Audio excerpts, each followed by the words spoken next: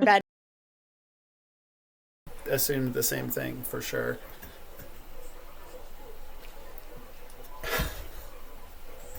All right. Uh,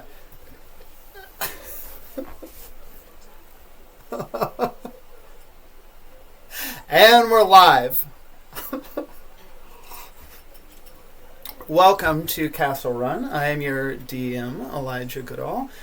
And we're going to go around and everyone's going to introduce their character real quick. We'll start alphabetically. And introduce your character. Give me a sentence or two about them, and then also in the spirit of Tyler being missing tonight, so we have no Perrin. Everyone, tell me how your character arrives to the airport.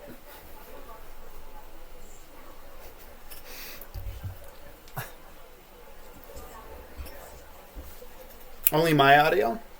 Oh. So it might not be worth explaining our characters. Nope, I just fixed it. It was the mute button. It's on now. Sweet. Which I think if we go in alphabetical, I think it starts with Attic, because we'll go in we said we're going to go in character alphabetical order. Yeah. Got it. But hello from Austin, Texas. My name is Sean. I will be playing Atticus, the last Phoenix, and how he arrives at the airport, he's there like 5 hours early. He wants to hit the bar. He wants to, check the duty-free stores. He is prepared. He is ready. He's wearing his Burke with the sock. He's ready. He has TSA pre-check. Yeah, you make Bert check for his passport like 3 times before you leave the house. Yeah, 100%. Oh, is that me then? I think so. We're still so bad at alphabetical order of characters. My name is Aaliyah, and I am playing Fauna, who is a witch, and she's a human, but she has horns mysteriously, which we still don't really know why. So that should be fun someday to find out. She also has a familiar, the cat, who is a little black cat that just goes on all the adventures with her. And she would definitely be chilling with Atticus at the airport super early. I think she likes to be prepared. She's not as worried about it because she could maybe magic some situations if something happened and, she needed to get there, if there was an emergency. But she prefers to just be prepared, be at the airport. She'd definitely be browsing the airport bookstore and then heading to the bar for a drink with Atticus. Perfect. Speaking as the cat, I will insist on not being in a kennel, and you will have to buy me an extra ticket just so I can sit next to you on the plane. As is only right. Mm-hmm. Get your little ESA vest. Your service animal. Oh yeah, definitely service cat. Yeah, sure. I think I'm the definition of a service animal. We can literally communicate telepathically, so I would say that counts as a service animal. Yeah. I'm June. I play Nyx, and Nyx is a shadow elf assassin newly freed from an enchanted locket. They've been performing assassinations for the Night Guard for nobody knows how long. And now they owe the party a life debt, 30 lives to be precise. Maybe more now that Atticus saved them last session. We'll talk about that. But if Nyx was going to the airport, I feel like they would be the person who's like shades on, looking like a bombshell, but it's like function and fashion. So definitely the cozy like yoga pants, and like high label, but like they've got the headphones. They're not paying attention to anybody. They know exactly where they're going. Get in line, get their ticket, their gate, sit, and just like board and don't talk to anybody. And they on their phone or reading their book and ignoring everyone. That's kind of how I do the airport. Yeah. Yeah. Same. I turned into. I mean, an you don't want to have introvert to at the talk airport. to anybody. Not really. Yeah. Like usually I'd like to, but I would at the airport. I would rather just like, I'm Yeah. there to like, in defiance of God, travel hundreds of miles through the air to a like different spot on the Earth. So I don't really want to have a conversation with someone. Giant curdling metal tube. Yeah, right before I. Also, get like Sealed people off. become the worst versions of themselves at the airport. So like, you just don't want it to Gosh. have anything to do with that. Mm-hmm.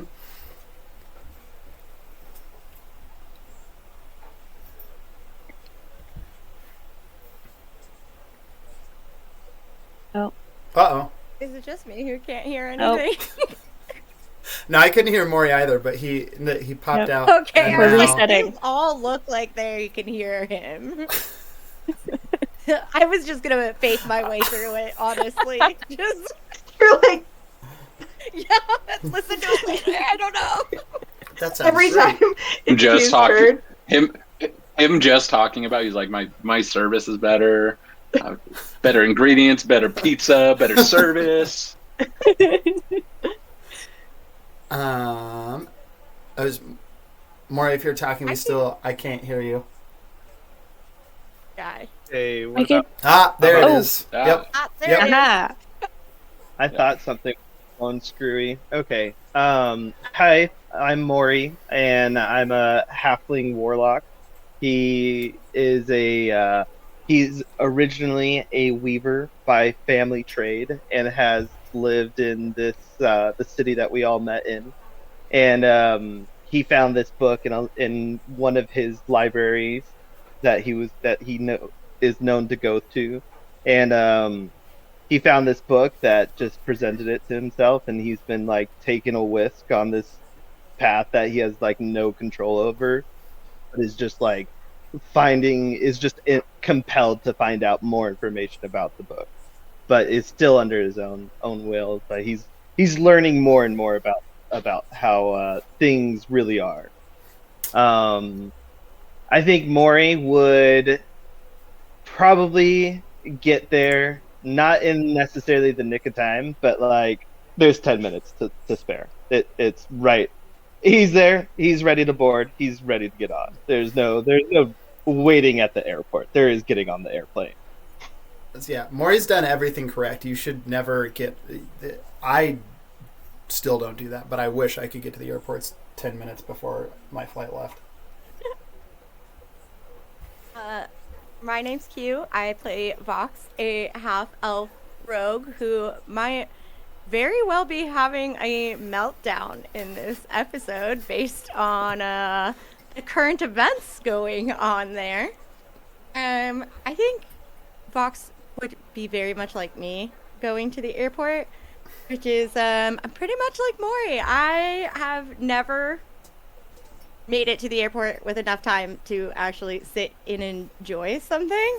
I have actually missed a couple of flights to maybe once on purpose and maybe sometimes not on purpose. So just avoid responsibility sometimes and miss a flight with a valid excuse of the plane not being there. And that's probably how Vox would do it. That might be. Yeah, that's probably the best excuse for missing a flight. The airplane. Dang. Yeah, might actually drop the B word in the airport too, just to see what happens. Oh yeah. My God. Sounds like Vox. That, yeah, 100% for sure does. When you said the B word, I thought you just meant bitch, and I was like, what's that That's going to what do? I thought that for a second too. Everyone's aghast. Yeah, I mean sometimes at the It took me a airport. minute to figure out what you're talking about. Sometimes at the No, my airport, people be question bitches. is, can you order Jaeger bombs in the airport? Oh, I'm sure. I mean, I've never done it, but you can get any alcohol in the airport. I'm sure you could get a Jaeger bomb. Is that how you order it? I think maybe you would have to Airport? call it something else. Oh, like, can I get Tyler. a beer and a shot of Jaeger? That's probably Yeah, I'd say Jaeger drop. Tyler, who's not then- here, assemble his character Perrin said Perrin would actively avoid airports for inscrutable reason he refuses to explain. Just like today. Take it just like Yeah. today. Yeah. Oh man. Okay. Well, let's get into it. When we left off last session, the party had made it out of an in-between space and kind of ended up really just a few hours sort of right on the doorstep in the city of Asparia, which is, Vox, where your character hails from. On approaching the city, you kind of made your way through the gate. Pretty easy. No, it's not a lot of guards around the gate here. People are pretty free to come and go as they please in this massive city. But approaching the large tavern near the entrance, which actually is known as the House of the Five Tongues. One of the last things that happened is, Vox, you caught sight of a wanted poster near the tavern with a sketch of your face and the words "wanted for regicide,"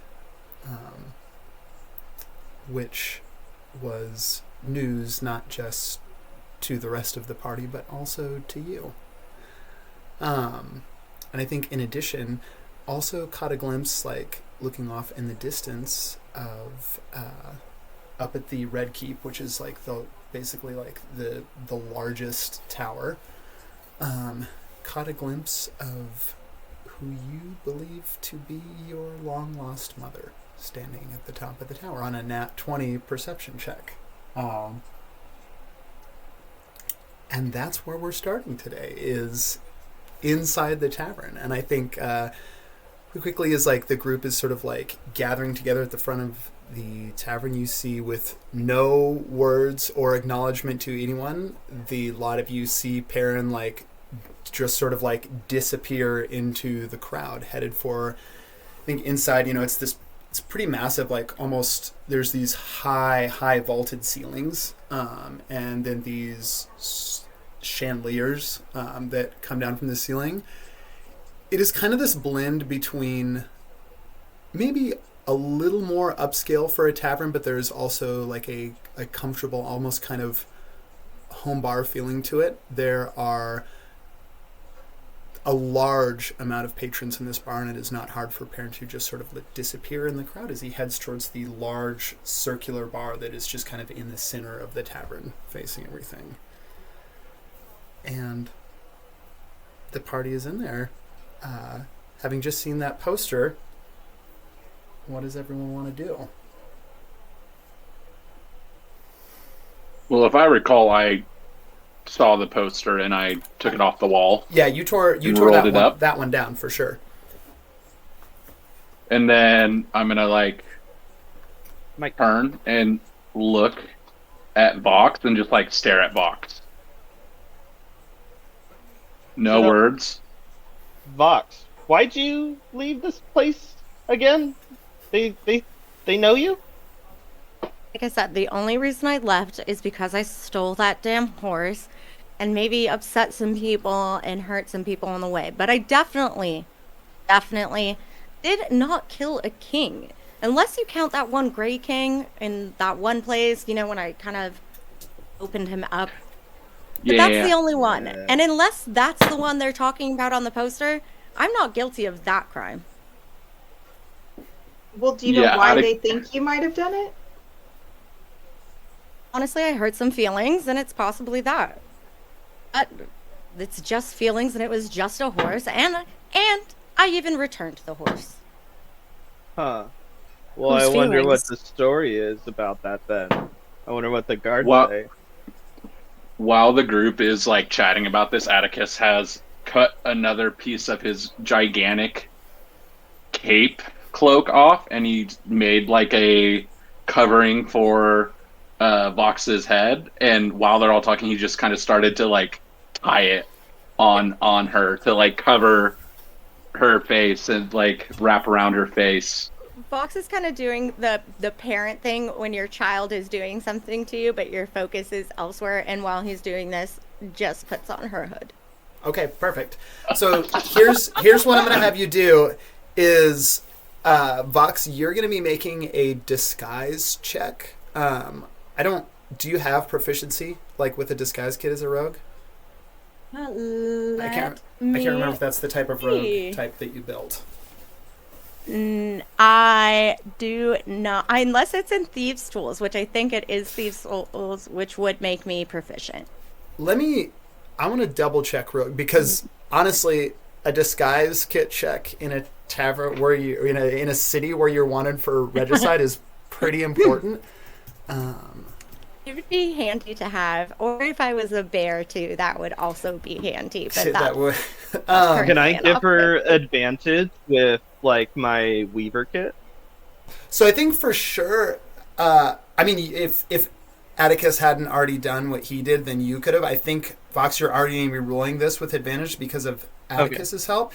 A disguise kit is a separate thing, so you're not getting your proficiency bonus. And I think in this case, it is going to be a charisma-based check because you are going to have to pretend to not be yourself and divert attention away from yourself. So you're basically making a charisma check for this disguise with advantage.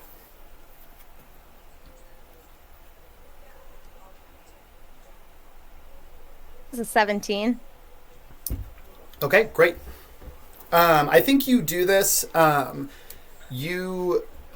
think no perception check necessary. It's pretty busy in here, but kind of like right there by the door, you just see, again, this tavern is packed with all kinds of people. You do see a couple guards, aspiring guards, as they just sort of like walk by and don't even give you a second glance, Vox, as they walk right by. Yeah. I mean, I'm just gonna say it, Vox. I don't know what this is all about, but your character tells me there's more to it than meets the eye. So why don't we figure this out together? And what name do you want to go by while we're here? Oh my gosh, that's such a good question. I didn't even think about that.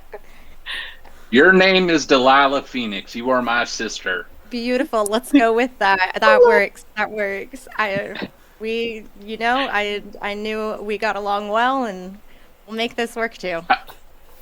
Atticus is like blank for a second and like turns around and then turns back and goes, Delilah, oh my goodness, it's been forever since I've seen you, and like picks her up and like hugs her. I'm like, oh my gosh, I have so many stories to tell you about, darling. It's been a wild couple years. And then I give like just a big wink.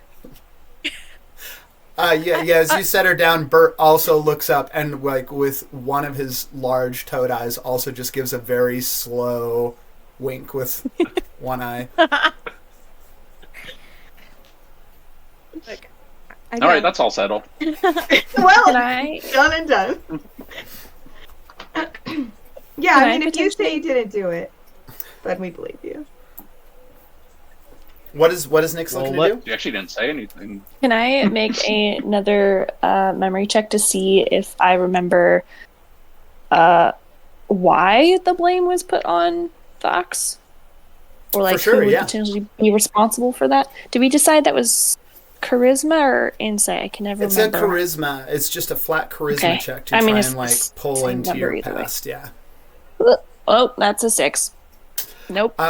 I think that you had that flashback when you were out. That quick flashback when you were outside of being present while the knife that dispatched with the Lord Edris Salt was not yours. You were there, and from what you can remember that you did take part in this thing, but as you try and like go back into it, you just sort of get this sharp headache that just sort of like lances through, and it just sort of like is white pain, and you can't really make heads or tails of anything else surrounding that event. Nyx like winces and kind of like hisses audibly, but it's under their breath. But the whole time the party's been talking and like asking Q questions and throwing on double protection of hoods. I think they just like hood up. Mask is down though, so they're just hiding in their own shadow right now. And definitely like keeping a closer eye and alert for like people that are walking past and guards. They're feeling pretty defensive right now, but they don't know enough to like know how to judge whether they should step in and tell Vox anything or take matters into their own hands or any of that. So Cool. I think they're just trying not to call attention to themselves. Yeah, I think it's pretty easy, like I mentioned last session, not to call attention to yourselves in a place like this without some like, it would have to be a pretty dramatic act. Again, this bar is packed with so many patrons, but not just, it is called the House of the Five Tongues because there are 5, while like the city of Asparia, it has like pretty much any race or type that you could think of on the continent of Numenera. The House of Five Tongues is kind of specifically a melting pot for the 5 races, I think, with the largest presence in Asparia, which would be humans, elves, dwarves, orcs, and then Kinku. And so I think that your party, despite having a small 3-foot anthropomorphic frog and a human witch with horns and a couple people in cloaks that are definitely hiding their face, like you're not the strangest folk in here by a long shot. Well, let's grab a table. Yeah, I'm thirsty. Atticus is gonna walk up to Agreed. he's gonna. I got the first round, and Atticus is gonna walk up to the bar while they grab a table. Cool. You walk up to the bar. You see a couple kind of like half-elf servers kind of busting. Again, it's this like big circular bar. There are kind of people crowded all around it, and you see people being tended to. You see, I think not because they're barking orders, but simply because their presence in the midst of all this chaos seems incredibly calm and centered and just sort of very cool about the whole thing. So I think that you would check probably like clock this person as maybe someone in charge. I think very handsome, like high cheekbones, tan skin, very like close cropped, well maintained black beard and kind of this short tousled black hair, deep brown eyes. This is basically like maybe a taller, more muscular Dev Patel. Sort of turns around the bar and kind of like squares up his shoulders and looks at you. Yeah, can I get you anything?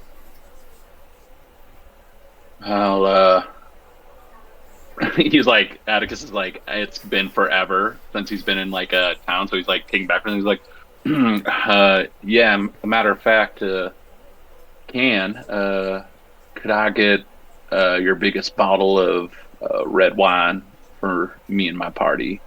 He's gonna, and then he's gonna say, and it's been a while since I've been in Asperia, darling. Why don't you, maybe I'll make it worth their while if you can tell me any happenings around this time of year. Go ahead and make me a persuasion check. Persuasion. How could you not be persuaded when Atticus calls you darling? Yeah. You should get advantage for that. 16. Okay. Hold on. I'm gonna make a little check of my own. 1 second. Just gonna decide with a luck check if you are his type or not. Okay. Sort of looks at you and gives a little smile and a nod. You just got here and you're asking for information already. Well, depends on what you like. I said I'd make it worth your while, you know. Well, many people have promised to make things worth my while, and few have been able to cash in on that. But what I can do for you is you said the biggest bottle of wine, and am I to assume correctly? And you see, he kind of looks at you from like head down to like where he can see at the bar. I mean, you've got Atticus is almost, or is Atticus 7 foot? Just under 7 foot, but he tells people he's 7 foot. This bartender's not a small man. You've got a foot on him. He kind of looks at you head to toe, and turns around. Yes, we're going to need one of the magnums, and you just see him give a quick clap, and you see one of the like half-elf bartenders gives a quick nod and actually like pulls open this little door in the floor, and like you can see like runs down to the cellar underneath the circular bar. And about 15 seconds later, you hear some grunting and some pushing, and you see like with the help of like this dwarf now who's also emerging with his shoulder against it, you can see they are emerging with like almost this, it is glass, and it like has this neck to it, but there's no cork at the top. It is this massive, almost barrel-sized bottle with a little tap at the bottom of it. And he kind of, I think with a little bit of a smile on his face, the bartender looks back to you. Largest bottle, was it? I'm afraid so, yeah. Yeah. So do you think you can manage getting this back to your table? Will you need some assistance? Atticus picks it up, and I'm assuming he can pick it up because he's very strong. I think he looks at you and he's if like, you want to try and pick it up, so again, this thing is like not like a barrel size, like it sits like this thing is like they're having to roll it up the. Go ahead and give me a strength check to see if you can just get your arms around it and just heave it like that. That's a dirty 20. You nice. Put your back into it. There's like a little creak and groan, kind of your arm. You know, you've sort of come around, and they've popped open this little section of the bar where they're able to roll it out. You're able to kind of like get it off the ground and settle the weight into yourself. And I think the bartender kind of looks at you and raises an eyebrow a little bit and gives a little bit of a nod. Atticus looks at the bartender and goes, "Looks like you're a little busy, honey, but as far as people asking for favors, I bet no one from the House of Phoenix has asked you for information before." Okay. So this is a separate persuasion check, and this is that thing we talked about where this is going to be a persuasion check, but with high stakes, because this is basically Atticus is going into a city you've lived for a long time. So this is going to be a persuasion check to see what kind of connections you had in this city. Okay. But I will say it's a big city. I think you lived a long time. Do you think you spent more time in this city or St. Florian? I think Atticus probably has done some quests here, or has, he's been to, if this is the biggest city on the continent, basically he's been here before. It is a big city, so it's more if they know, but yeah, he's definitely been here before. Great. I'm going to let you roll this persuasion check with advantage. Okay.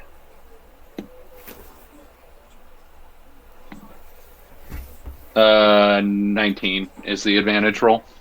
Okay. On a 19, you mention the House of Phoenix, and you see the bartender pause for a minute, and there's make an insight check real quick for me. I'm in Roll City right now. 11. Okay. On 11, like, you see this, there's some kind of recognition, certainly. doesn't. You can't tell if that's positive or negative. And you've never met. You certainly don't ever remember meeting this person before. Yeah. But there is some kind of recognition in his eye. And I think as you're kind of like, you saying this and you're sort of turning away, like with this massive, and before you can turn away, he reaches out a hand, just places a couple fingers gently on your forearm. If it's information you're after, I'll tell you that every bit of information worth knowing flows in and out of the House of the Five Tongues freely if one has ears to listen for it. If that's what you're after, perhaps a longer stay might be to your benefit. If you need anything else, just ask for me. Eris. And your name is? Eris Coriander. Lovely to meet you, Eris, and I'm sure we'll or I'll see you real soon. And he'll walk to back to the table. Cool.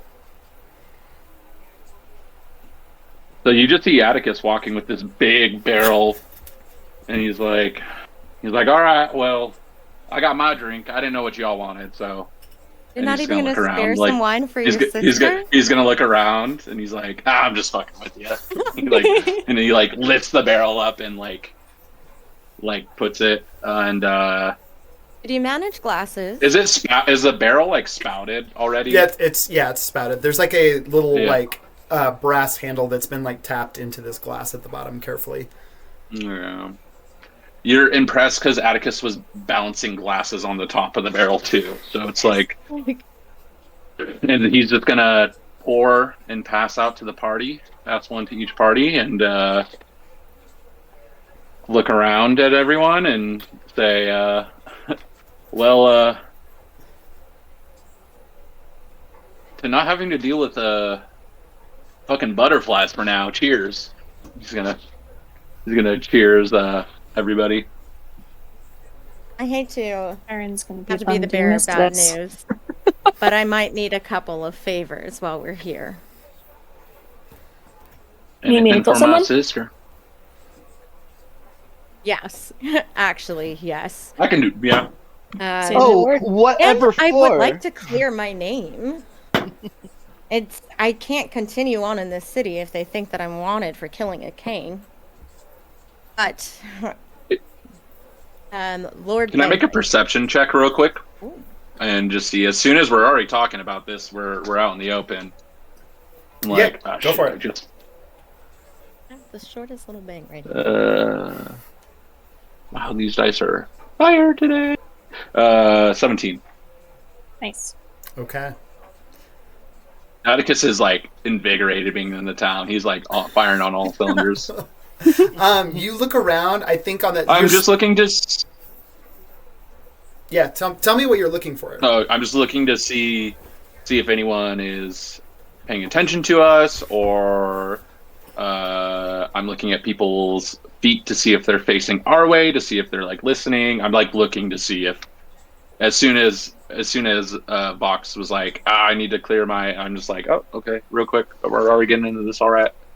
Yeah, you don't see anyone in the near vicinity at all. I think you said 17, right? Total? Mm-hmm. Yeah, I think anyone that you Yeah. see are neither, like, you do see those two guards that were in here earlier, but they're like, at least a few tables away, and there's some fairly large groups in between you and them. No one's really facing your table either. Everyone has kind of already got their own thing going on, and you don't see a lot of people in here that are just sort of milling about on their own. If there are kind of any stragglers, they're all up near the bar and not out here amongst the Okay. tables. Okay.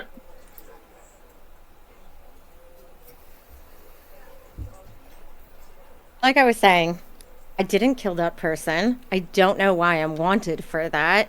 whoever did it, I'm being framed. Someone led them to believe it was me, or it's even worse, and I'm sure that bastard Balak has some sort of part in this. Balak, is that whose horse you stole? When they say It wasn't- horse, there's horse. It wasn't his horse, but he's always got his nose in places where it doesn't belong, and he works right under who I stole the horse from. Stole being returned. Technically borrowed. Are you talking about the horse you stole here, or the horses you stole for us? Or borrowed? Again, I just borrowed the horses both times. Wow, such a horse girl. Rather be a horse girl than a bear girl. Fair, weren't fair. that bad. So, yeah, you were beautiful as a bear. So what do we need to do? What is how do we help you out in this situation? That's something So- that I need to find out. I Do you don't think- know. I don't. Do you think Balak framed you for something more? Do you think he did something like worse? Possibly. He's a terrible monster. I don't even know how much he's capable of, but from just what I think I saw and my imagination might be running wild. I'm under a lot of pressure here, so I don't actually know. But I'm pretty sure he has something. Let's just say it's something that belongs to me. Does this name sound familiar to me? Ooh.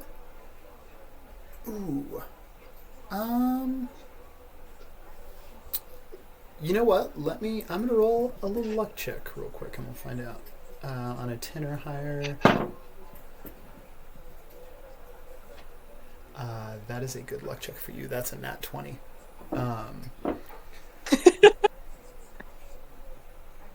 You hear that name, and I think, again, like that headache twinge comes back a little bit.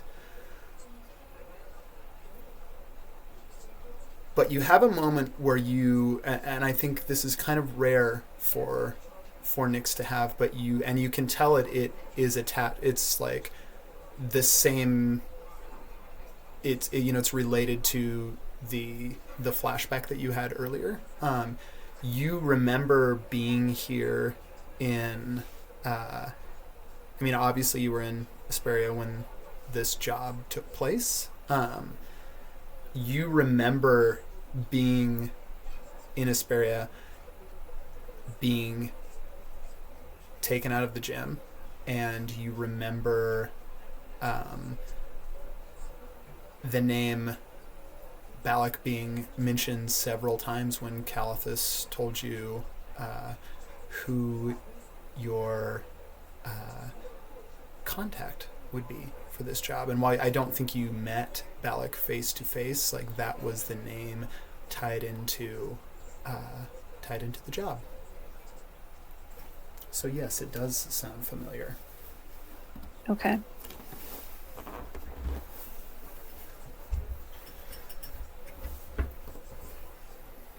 I think as you're having this discussion, funny, you're just sort of like going for the wine from the barrel. Obviously, you still have a lot of decompressing to do, not knowing whether your mentor, Nerolith, is still alive after kind of making a sacrifice play and leaving you all. You hear a familiar voice from down at your feet. The cat just, hey, Fauna? There's a bird down here. Is the policy on birds still we don't eat the birds? What bird is it? Is it Well, Perrin's bird? No, it's looking at. Okay, well, and you kind of see the cat like sort of like shoots back out from underneath the table and jumps up on your lap and kind of like immediately scurries up to your shoulder and like kind of does, that thing, but still standing so you can feel its claws kind of like trying to get purchase on your shoulders. In this case, I don't think I could eat it if I want. It's a very big bird. It's large. Fauna like leans, takes the cat, sets it down next to her, and like leans down to look under the table.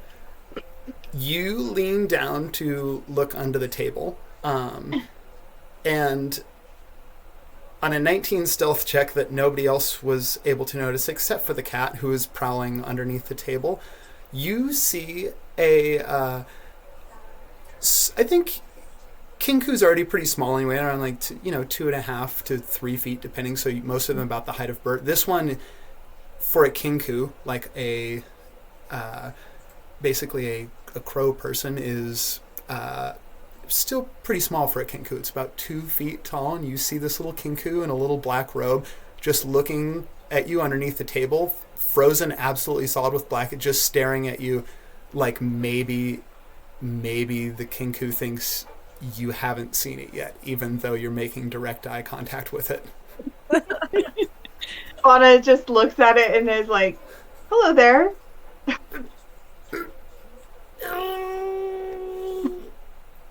Oh, it's okay.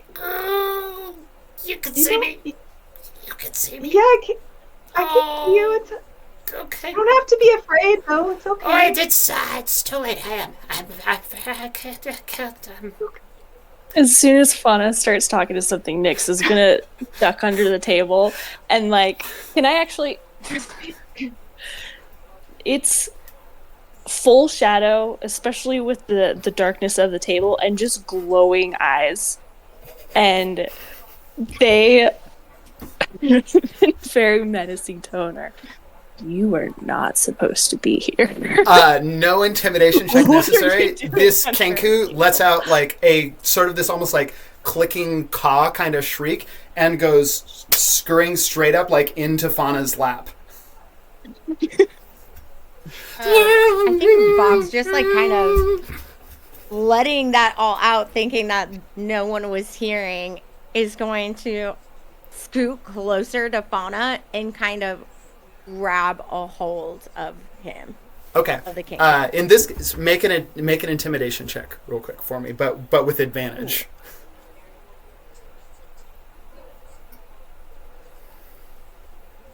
Atticus is just kind of like swirling his wine glass, and he's like contemplating whether to give this creature a glass of wine or not. It's a 24. A 24.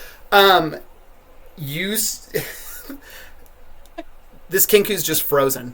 Absolutely, like almost like it's pretending, like it thinks maybe it can just hide again and no one will be able to see it, like it was under the table. It just absolutely freezes up, and you could just sort of nervously starts clicking its beak. Wasn't trying. Atticus. It's just underneath the table. He's gonna close Atticus his pours beak. a glass of wine and puts it in front of it and be like, "Might be your last." She closes his beak with her hand. Casting message in Vox's head, Nyx is gonna ask, who knows what it heard? Do you want me to kill it?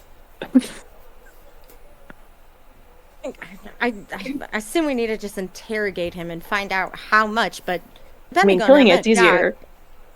You can kill him, I can kill him. I just want to know what he knows. Fauna was like just busy drinking and being introspective and didn't hear any of what was going on before, so she had like no idea. She's like, "Wait, why do we want to kill this cute little crow person?" Oh, that was in message. Only Vox heard that. Yeah. Oh, Yes. okay. We But, are I mean, clearly being okay. intimidating. Yeah, the intimidating part, not the killing part. Atticus is kind of gonna lean over the barrel and be like, "What's your name, friend?" Are you still Have her hand holding? on his Are you? beak. Yeah, you're still holding the beak shut. You can see it just sort of like is shaking, and there's just two small little crow tears that roll out of its like black eyes.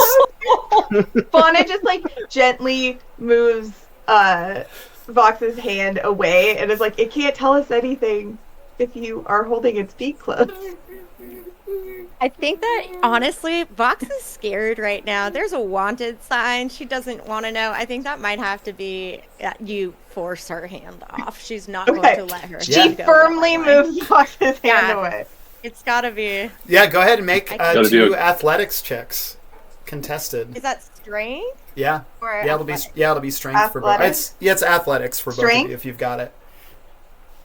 I'm not great in. Oh, thank God. 17.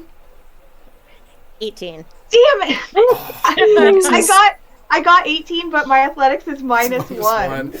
I'm so, if it Yeah, was, you go to try and remove Vox's hand, and Vox has like an iron grip on this thing's beak.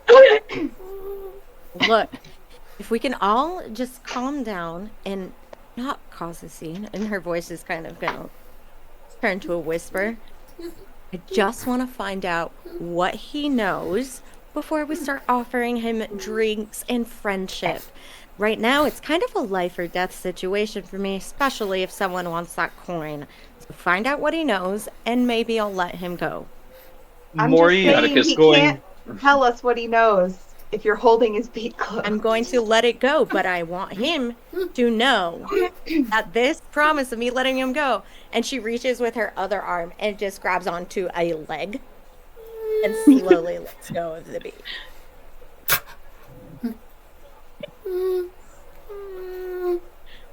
Atticus just grabs the other glass of wine and throws it back that he poured. Hi, friend. Atticus, It's okay. Look, please. I'm playing. You've done this since we were a child. I'm playing good Phoenix, bad Phoenix. You're bad Phoenix. I'm playing good Phoenix. Just roll Because with ever it. since we were children, you've always tried to befriend everyone. Find out what he I knows. can't. Just I find mean, what he knows. look at them. Nyx, Like, I don't know, you know. Nyx you is can do playing the honors with of interrogation. their dagger, standing kind of in between, or are we? Nyx is standing at the edge of the table. They wouldn't have sat down. Cool.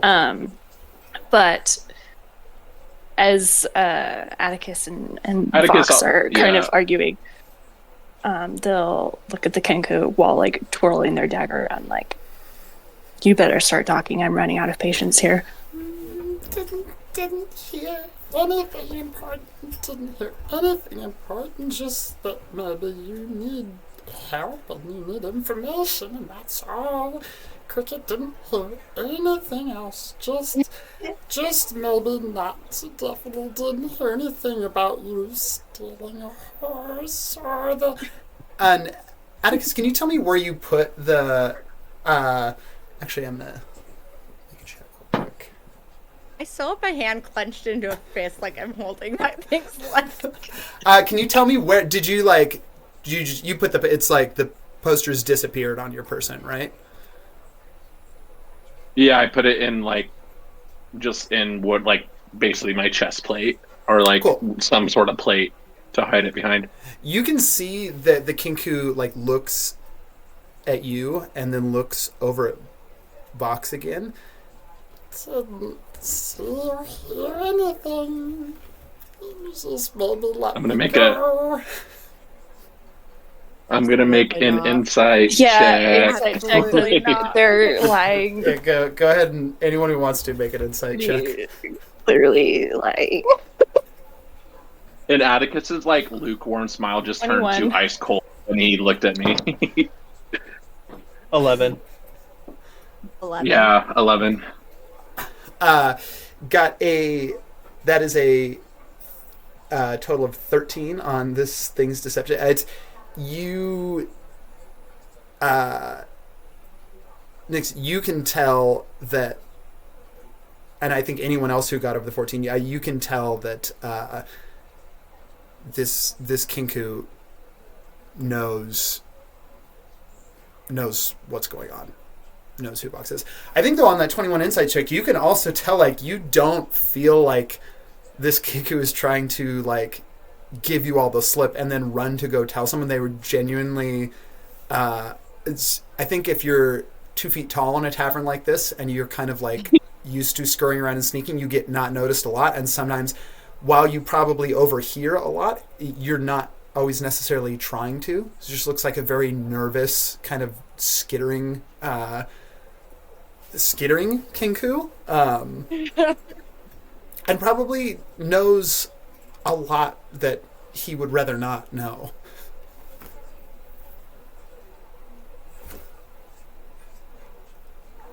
Not gonna read on this. I rolled an 11.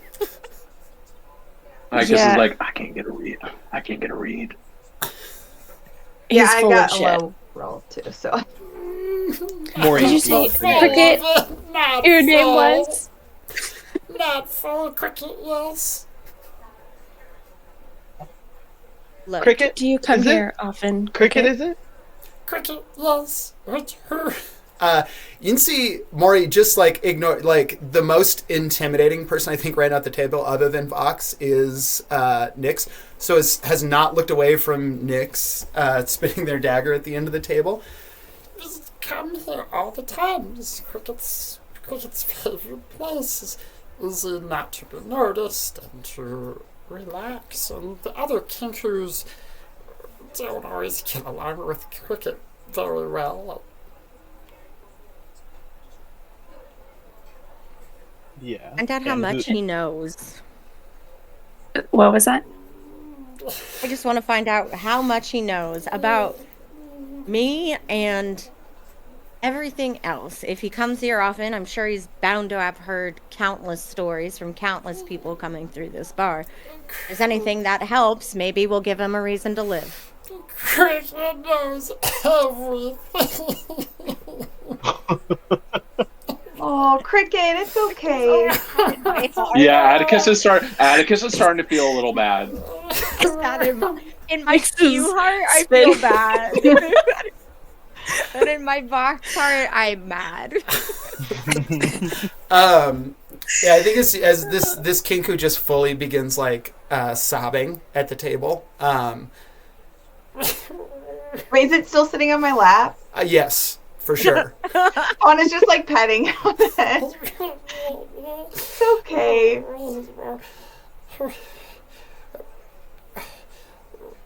Wait! Cricket.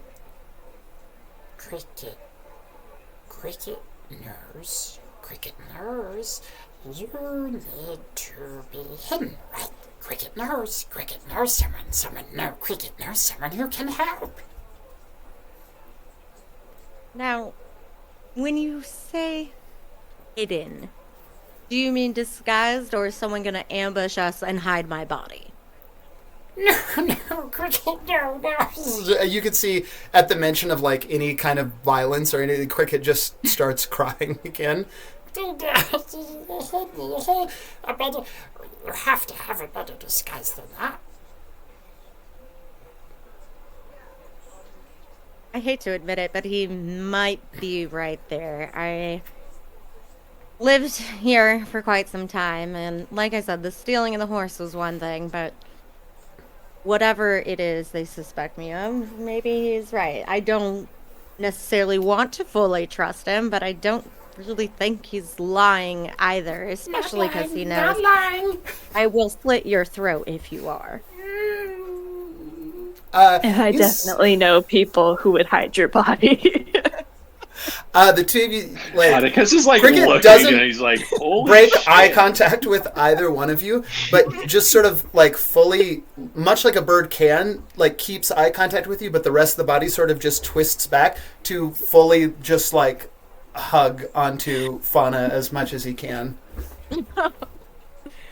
Cricket, Fox is gonna let go of her grip on his leg. Cricket, can you tell us more about who this person is that might help us? Yes, very I just think it's odd you're letting a grown thing say this. It's not a baby. Why are you letting it hug you like that? Atticus is very odd. It's Weird. become very odd. As you say this thing What? about the baby, I didn't- Cricket fully pulls up his legs and like tries to get them over top of one of Fauna's arms. So I think this is like fully trying to milk the position that he's in now. Fauna's How just old are you, Cricket? It's fucking who that's true. Is different in your years. 2 years old is well is middle age for Cricket. He's middle age. Things not well. Feathers molting. And you can see just sort of like begins to like rip some of the plumage out of the top of his head. Fauna just like kind of detaches Cricket, sets him gently on the table, kind of like straightens his little cloak. Cricket's not going to let go of you easy. Go ahead and make an athletics check for me. I'm so bad at athletics. I want to know, is the cat just staring at Cricket, waiting for the his cat next is like meal? is like up on just not next meal, like is very uneasy that there's a bird this large that could possibly consume Poofed? him. Are they the same size? Like, how big is it compared to the cat? I think Cricket is a little bit bigger than the cat. Okay. I got a 11. Okay.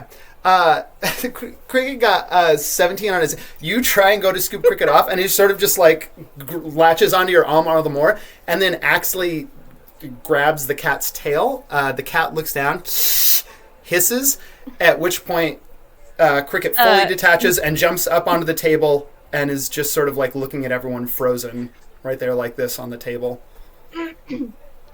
Fauna just tries to like give off a soothing vibe to settle Cricket down and is like, Cricket, it's okay. Just you need to tell us what you know, and we need so that you can, if you have someone that can help us, we need to know more about it. You understand that it's hard for us to trust you, right? Because we just met you. So what can you tell us that could help us right now? And she's just like calming.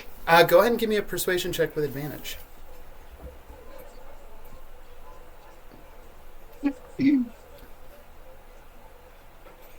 I got 21. Cool. On a 21, you can see Cricket visibly relax. Take a little breath. Help Cricket know someone who can help. They have many shop that Cricket loves is full of trinkets and pretty things and baubles and some very old things too, important things. The person who runs the shop,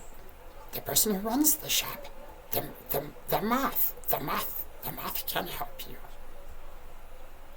And Vox, roll to see if this is who she might be thinking it is. Go ahead. Yeah. We will call this. I think that we could call this history, even though it's your own history, if you have a boost to the. Otherwise, it's just an intelligence check. I'm gonna be honest with y'all. Vox ain't the smartest in intelligence. Oh, darling, Atticus ain't either. But that was a 12. Okay. On a 12, it's not who Vox is thinking of. But I will tell you that on a 12, the information that you've gotten, and when Cricket says the moth, you do think that you know what he's talking about. You know that on the kind of the far southern edge of Asparia, it's a huge city. There are a lot of shops with oddities and trinkets and things like that. But when Cricket says the moth, you know that there is an enormous black monolithic structure on the southern shore of Asparia that kind of borders up right next to the river, called the Black Mountain. And it is run by I think you haven't heard a lot about this person, but you know that they are referred to as the Moth.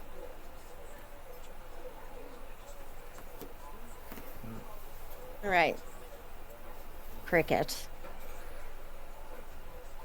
I trust you enough, at least to get to the moss, and maybe from there, we'll see if we part ways. If my companions also want to join. Not part ways now? Wait, part ways now? Be very good. I told you, you never see me again. Who sent you, Cricket? Send? No, nobody. Send. I just hear. I hear all the time. I'm middle-aged. too I'm much. molting. What else do you think I'm going to be doing? I don't trust you enough to not run and tell anyone what you've seen or heard. At least Yeah, once you deliver me, we will have earned some trust. Trust is very important. Hey, it's fun. We're a fun group. I will say though, and Atticus kind of looks at the group and he says, "I think we may need to split up a little bit. I don't think I can be seen in a place on that side of town. I think with my noble standing, maybe I can figure some stuff out while you all get that situated.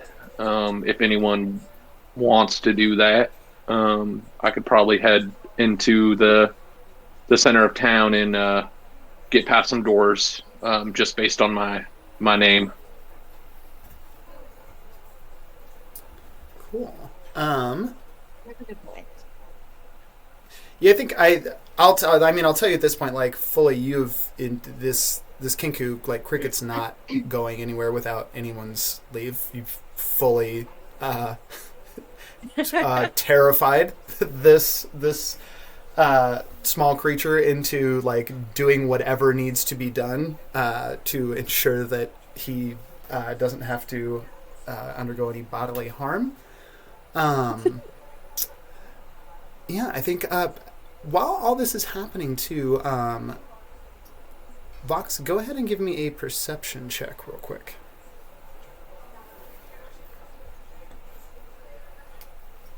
That's an 18. Cool. On an 18, as you're sort of like, I think, you know, dividing your attention between sort of like the patrons of the bar and like anyone that's nearby and this Kinku that is on the table in front of you, you catch sight of an old contact. You see a very tall woman, long white hair, these bright red eyes, red lips to match, very like pale skin, slender, tall, wearing these, I think it like stands out quite a bit in this bar, sort of wearing like these almost like long white silken robes, with kind of this large almost sun-shaped diadem behind them that like they kind of like the robes spread out on like gauze almost. As you see Mira, who is an old contact of yours, make direct eye contact with you through the crowd and just sort of give a small smile and a nod.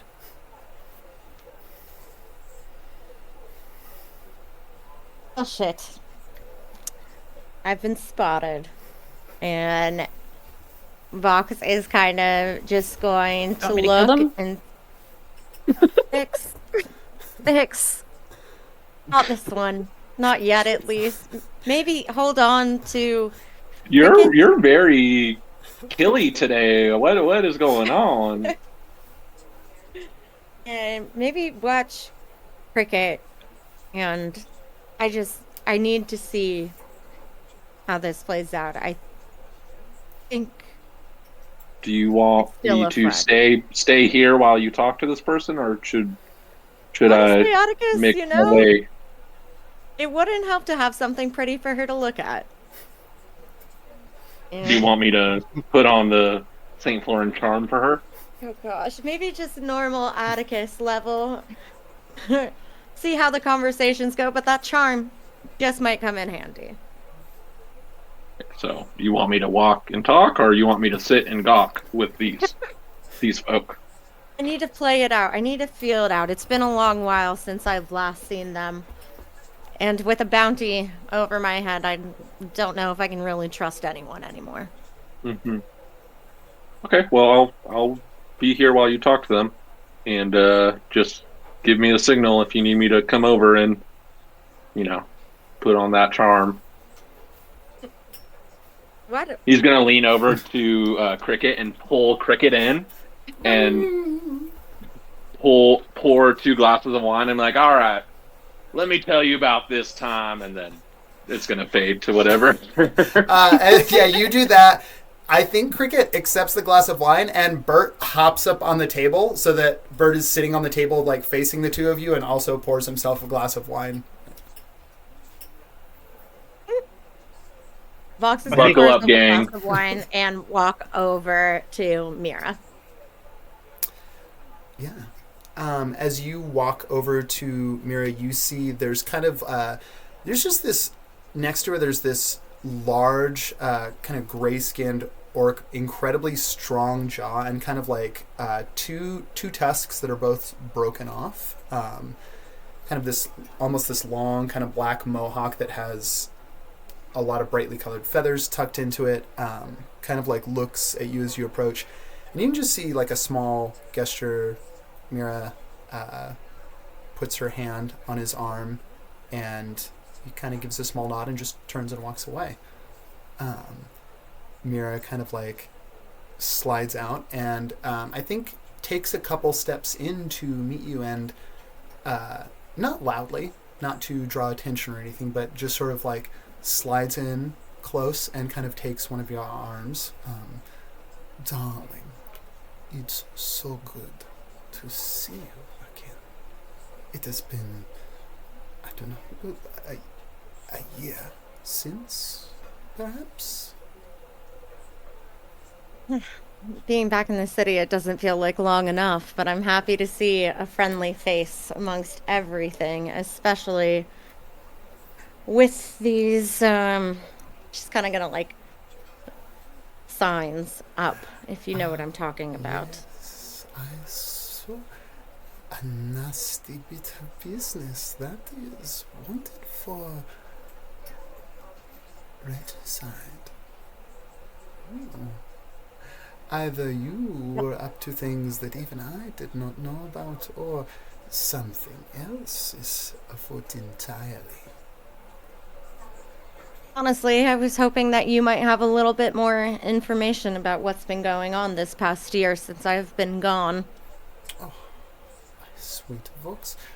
Of course I have information, but there is always some kind of payment when it comes to our exchanges.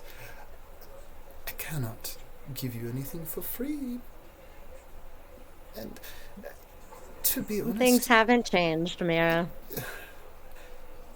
they never do.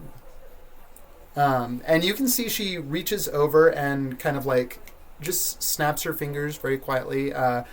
One of the bartenders immediately sees her without a question, like pours another glass. I think of this almost like this very viscous, almost kind of like gold liquid in a small glass, and sets it down, pours 2, and hands them to her, and she hands one to you.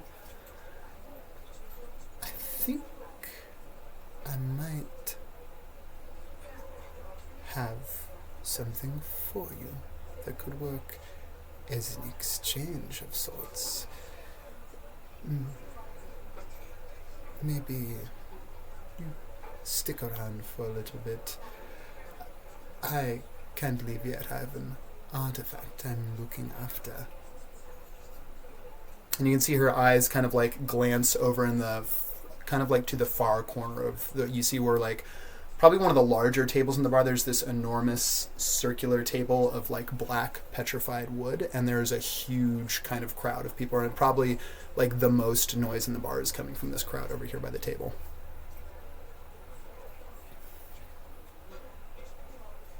Mira, we've been doing this a long time. Please, if you can clearly speak of the cost of payment for this information, it'd be helpful. Well, Always so quick to cut to the point, aren't you? I see you are here with some friends. I might be. Perhaps all of you would enjoy a little entertainment while you and I can have a discussion.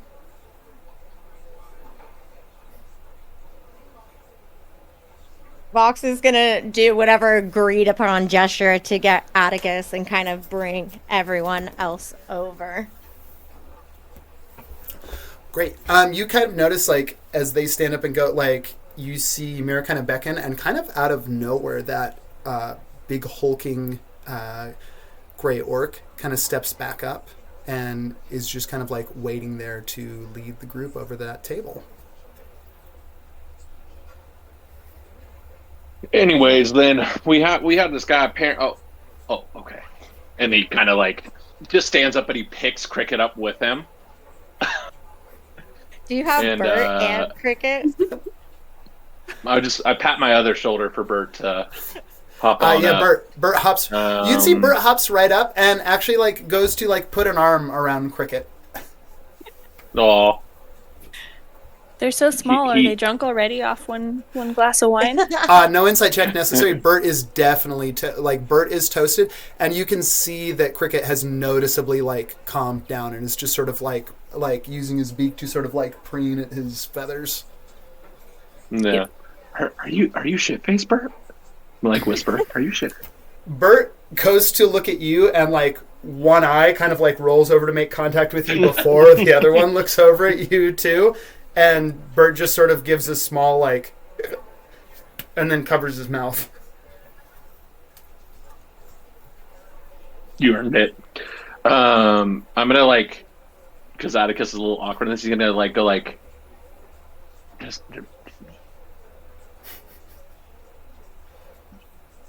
Anybody? Okay. I'm gonna walk over there. Great. You walk over Nyx there. will follow, but like kind of like almost Oh, as soon He's as gonna wave everybody. Atticus. he's gonna wave everybody. Okay. As soon as Atticus stands up, they'll like almost like fade into like back behind his height and almost like into his shadow. Cool. Yeah, Fauna also stands up to go and is like walking right next to Atticus. And like when Bert starts to lean too far, like he's gonna fall off Atticus' shoulder, Fauna just like pushes him back up. Stable. You do that, and Bert just kind of looks at you like lazily and just gives you like a very wide smile, and then goes back to looking forward. Did Atticus set down the wine bottle when you got up to go? I mean, it's a huge wine barrel. It's Yeah, just it's sitting on the table. Okay, Maury's gonna walk by and refill his cup up before tapping it off and following the group. Cool. Does Maury have a Maury-sized cup, or is it like Oh no, it's Atticus-sized cup? it's the bars. It's the bars size cup. Okay. Like a full, like a snifter, but like almost two-handed. Yeah, it's a full 16-ounce glass. Absolutely. Beautiful. Fauna 22 just like actually. also pulls an empty bottle out of her cloak from somewhere and hands it to Maury so he can just put extra wine in it to take. Oh, with great. A to-go cup. Perfect. Yeah, Let's go. yeah. Oh, Maury's going to take a little mold earth and tap the top of it off. Smart. I think that while yeah. you do this too, like Fauna, like the cat leans around towards your glass and just like takes a couple laps of the glass. So as the group's walking up, is the orc like there to meet us while we like walk up? Yeah, I think immediately Okay. as you sort of like walk up, the orc almost takes kind of like an escort, like almost not quite strong arm you, but sort of like takes an escort position and just immediately begins like clearing the crowd for you to walk over to the table in the far corner. Okay. Atticus is gonna size this orc up real quick. Yeah, you could give me a perception or an insight check, depending on. Perception would be more like I think- kind of external, and insight would be like demeanor and. Yeah, I'm gonna do insight because he looks like a brick shit house. But how's he really doing? That's a 6. I think on a 6, yeah, looks like a brick shit house. It's just a massive, like, gray-skinned orc, muscles rippling. So he just kind of, like, wears simple black vest, like this very, like, simple little black cotton vest. It's kind of open. Again, like, same color trousers, kind of in stark contrast to the white robes that Mira is wearing. And really the only color on, this they've got, like, all those multicolored feathers kind of going back in they've got this really long mohawk that just sort of almost turns into this rough braid at the back, with a lot of feathers in it. Definitely a professional. Yeah, that is the vibe that you get, that this orc's job is to make sure that things happen the way that Mira needs them to happen. Okay. I'll take a seat at the table that they are guiding us to. Can I also do a insight check on like potential strengths and weaknesses and like I guess competency? Yeah, for sure. On the orc. Yeah. Yeah, go for it. Let's have 15. one friend and everyone's suspicious. On the 15, here's what you get on the 15. You look and you see this orc. You see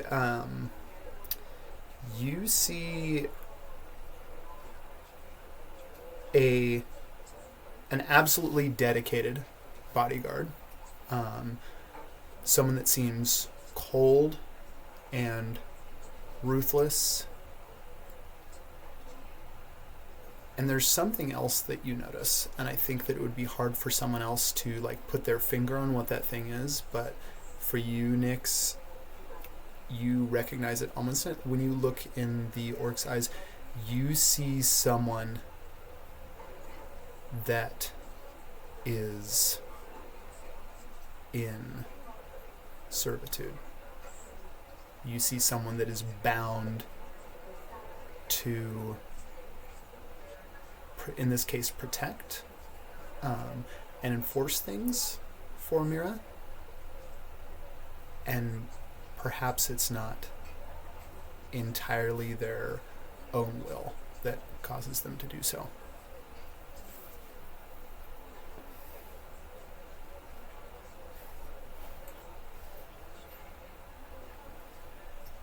I think behind Atticus's shadow will just be like a little hood peeking out, and again like just shadow and like glowing eyes, and then it'll just go back in.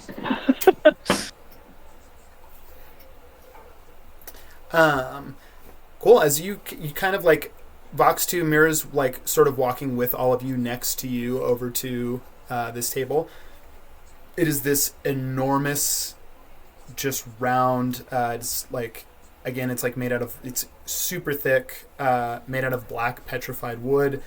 And it's massive enough that there is a group of 30 to 40 people kind of gathered all around this table. And you can kind of I think as you approach, and Atticus too, you're sitting down, you can all see what the buzz over here is about. And you see just this black bladed dagger. It's got it's pretty thick, and it's got a kind of a bit of a curve to it. And then just this simple, I think, brass handle with a little circular guard on it, like a little circular cross guard. And I think you see that this dagger is has actually been driven probably a few inches into this table of petrified, you would assume by someone with some amount of strength, has been driven into this table.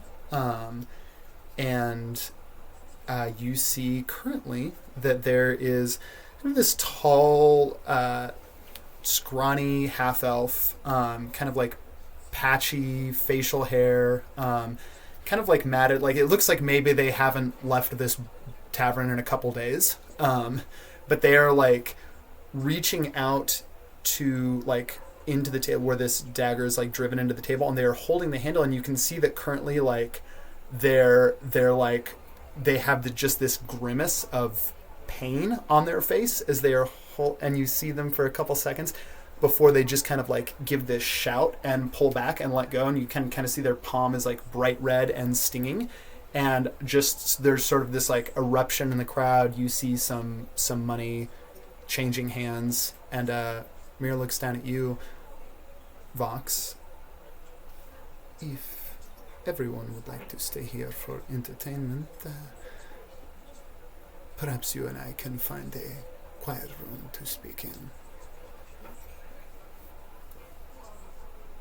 Vox is gonna just kind of look around at everyone and just kind of see what the vibe is. In message in Vox's head, Nyx will just say, if you're good with this, just let us know if you need backup. And we'll be in there in a second. Trust Mira. She's never led me astray, especially when there's something that she wants in it for her. That was. And what in does she her. want from you? That's what I'm about to find out, hopefully. Can Mori do a perception check on the dagger? Yeah. That's in the- Do you want to do you could do perception, or I will say you could do arcana. Let's take a look. Perception plus 0. So yeah, arcana. Let's do arcana.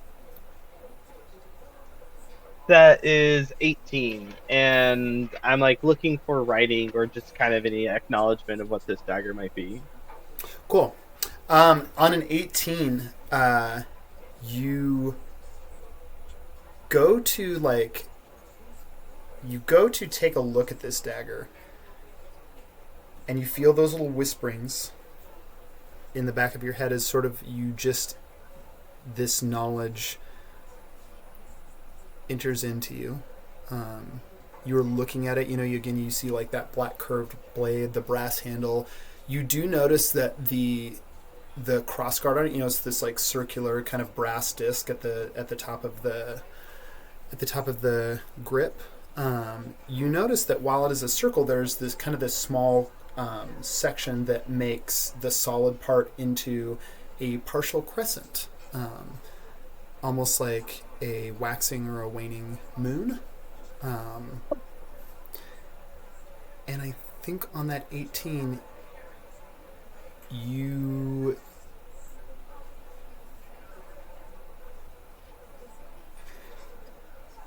there is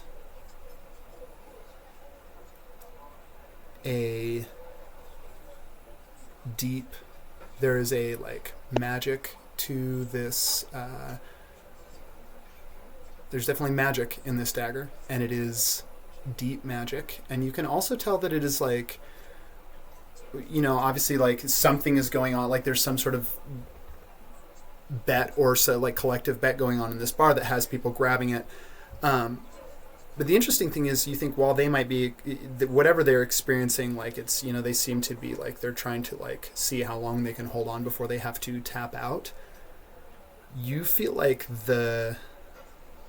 that's almost like a surface effect of that. You feel that there's like a deep magic to this thing that is not been put into use in a very long time.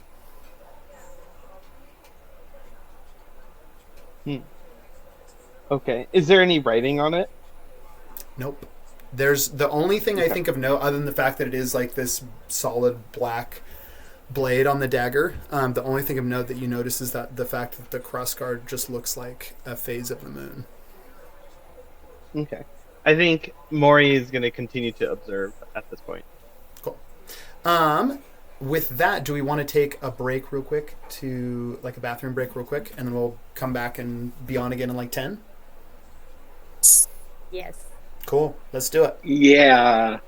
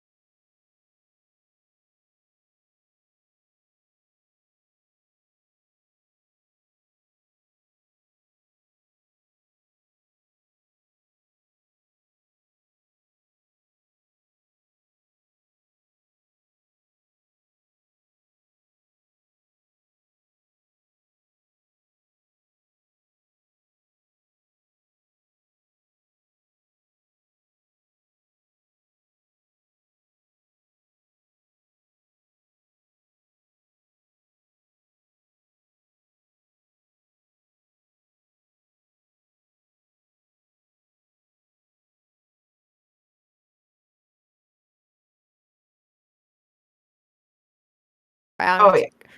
Your little golem Yeah. voice. I feel So like definitely we're need- also Damn it. we Fifth also NPC. like do in character chat in there as well. Yeah. Just as if we had cell phones. Oh my gosh, I wish we did that in our other campaign, that we were just right in cell phone world. Just send text to each other. Oh my Yeah. gosh! Can Yes. you believe this pizza guy right now? I guess it's a little early for that in that Yeah. time period. I mean, I have a pager, so I doubt Yeah. I have a cell phone. Yeah. No. Okay. Oh, Tyler. Tyler's also been chatting in it. Okay, cool. Let's pick it back up. We'll actually pick up. I think we will pick up at the table. So, Vox, you kind of like you're following Mira's. I think Mira kind of beckons to you, and there's just sort of like there's a lot of this is a huge tavern. You can see that she just sort of beckons you and like begins to I think head up the you can kind of see like at the back of this tavern again, like just like the bar, it's this large circular almost arch ceiling dome in here, but there are some stairs that kind of go up to a second story. There's just a balcony that curves around, and from that leading back there's just sort of this big long hallway that leads to a lot of the rooms here. And Mira is going to head up there and beckon to you to follow her. Before Q leaves the party, Nyx would like to set up like message with you, just so if something happens, like you can just telepathically communicate, and then we can come help. Perfect. Cool. You head up there. We're going to play out what everyone does at the table first. So, More, you just got that information about the blade. What is everyone else doing as you're settling into this table? Fauna is. Oh, go ahead. No, yeah, you first. The orc is there, right? Or did they go with? The orc is staying with you, like, not right next to all of you, but you can see kind of as there like a few people away in the crowd staying with all of you. Okay, I feel like Fauna, like knowing that they're like know what's going on, kind of goes over and asks them like, "What's happening here?" Like, what? Because I feel like Fauna doesn't know. She's never been anywhere, right? She just grew up in the woods, so she wouldn't know anything about like the city or anything. Yeah, Okay. The biggest village that you had ever been in was Genoak, which wasn't even as big as the village that you found the party in. Okay, cool. Because I haven't been bothering to ask, like, does Fauna know what this place is? Does she know what's going on? Because I just feel like she doesn't. But so Nope. she would go over to the orc and just kind of try to find out, like, what this dagger situation is that's happening. Since they clearly know what's going on. Cool. Roll me. This is a pretty stone cold motherfucker you're walking up to. Go ahead and give me a persuasion check. She's you like, hey, approach. guy. I'm like, no. That is 16. Okay.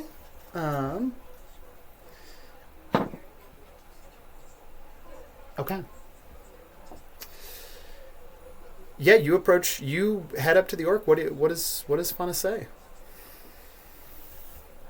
Fauna walks up to him, just like trying to be casual, you know? Like, she's never really been out in the world, but she's trying to act like she knows what is up. And so she just walks up and she's like, what's this? What's going on with this dagger over here?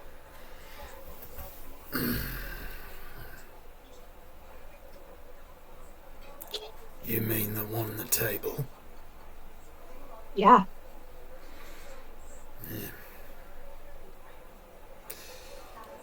It's a cursed artifact. I mean, I think it's fairly self-explanatory. And I think as the orc says that and points, you see at this point another there is just this like dwarf with like huge black sideburns and like a big bristly mustache, kind of like hair parted in the middle, and there's a dwarf just like holding on, like gritting his teeth so hard it almost seems like they're gonna crack, and you just see like half the table like chanting and pounding the table and the other half are booing. And I think as you sort of like, you're following the orc's eyes to look at the table, you see the dwarf just lets out bollocks, and kind of pulls back, starts blowing in his palm, and you see like little bags of coins being exchanged. I think no check. I think I don't know. You tell me. Would any betting games have ever made their way like into the coven that Fauna grew up in? I'm sure that they played some for fun amongst, themselves. Probably nothing hardcore, but just, the same way that when you're a kid, you play like, dice games for pennies or something. I bet Yeah. you 5 For acorns. chores. So I think you can tell that is what it's still like. It seems like there's basically a betting pool taking place as to how long somebody can hold on to this thing. And go ahead and give me a perception check real quick. Oof. 12. Okay. On a 12, you see the orc says that to you. The dwarf lets go. There's money being exchanged. There's people like you see. There's like this just kind of this like older, very sad-faced man with like very thick glasses that just sort of slowly reaches into their pocket and like takes out a bag of coins and hands it to someone, and then just dejectedly turns and walks away from the table. But the orc that you were speaking to kind of walks up and sort of just like gets to the last few people in front of the table and just physically like parts them like that. It's good head and shoulders above anyone else at the table. I mean, unless Atticus is standing up, in which case Atticus would be almost as tall as this orc. Almost. Ooh. You see the orc, and funny, you see when the orc opens his hand to reach out to the table, and you see that a lot of people at the table just go absolutely quiet. There's a few people that like start hurriedly whispering and like marking down things on a little sheet. But you can see as the orc opens his enormous hand, you see that there is just like almost like a little white, like almost like a discolored part of the skin, like a white scar just across the palm of the orc's hand. And you can see that they grab the blade and they take a deep breath.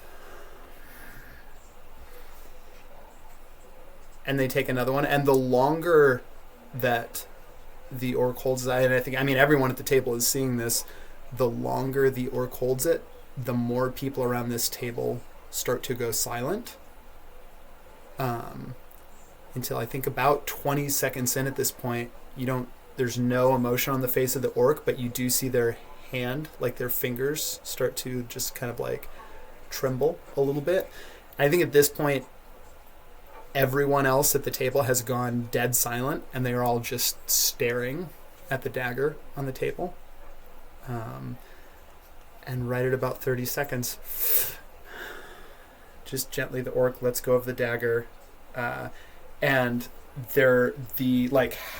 a good half the table just erupts with cheers, and a ludicrous sum of money begins to be exchanged around the table. And the orc kind of walks back to you, looks at you, holds up the hand, and you can see that like it's almost like you'd grabbed a handful of nettles, which I imagine that at some point in her life Fauna has done. It's just this like stinging red right across the palm of the orc.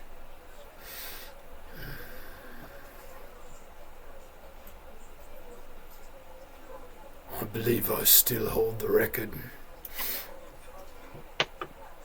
Fauna like just looks at it and is like, impressive. I bet you need a drink.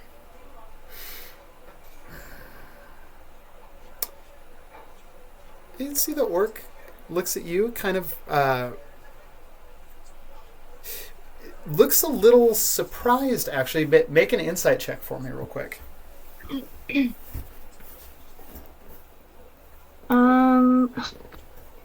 27.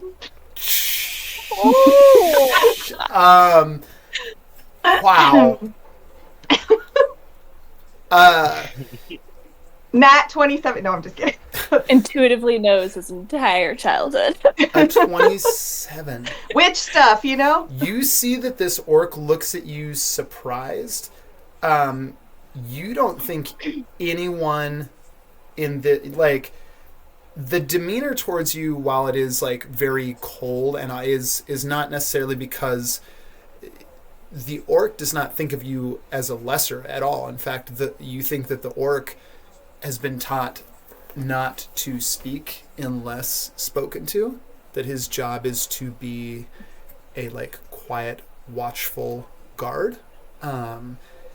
You asking him if he wants a drink, the look of surprise that you see in this orc's eye, you don't think anyone's maybe ever asked, certainly not someone that he perceives as, like, more important than himself. You don't think anyone's ever asked him that before, ever. I think Fauna, because she grew up so just isolated and is not very worldly, just like doesn't have preconceptions about stuff. So like in that situation, she just doesn't even understand that like that's a weird thing, or that he's, you know what I mean, should Totally. be in some kind of way. So is that a yes?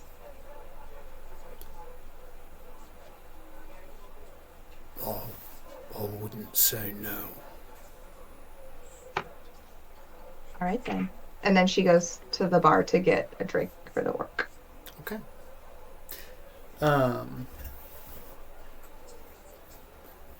Yeah. I mean, it's easier for you to get a drink and bring it back. And I think upon getting back, the orc takes it from you with just a small nod of gratitude, and kind of continues to stand there now, like at the back.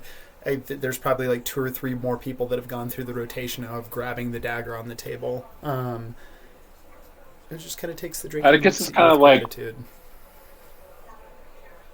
the more it goes by, he like is like, and he's like, what, like why? He understands it's like a game, but he's like, he's starting to get curious about it, about the knife, and he's like, looks at the orc and he goes, is it like a physical pain that you go through for that knife, or is it more than that? You see the orc kind of looks at you, maybe tongue loosened a little bit from the drink, is maybe feeling, I won't say comfortable, but not as bristly as before. And it looks down at you. Depends on how tough you are. What kind of pain you'll feel.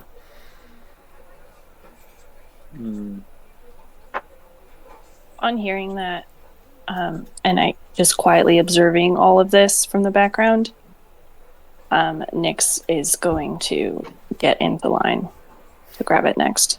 Cool. You get into the line. Hold on, let me make a roll. Maury's gonna get behind her. Cool. I'm just gonna make a roll real quick.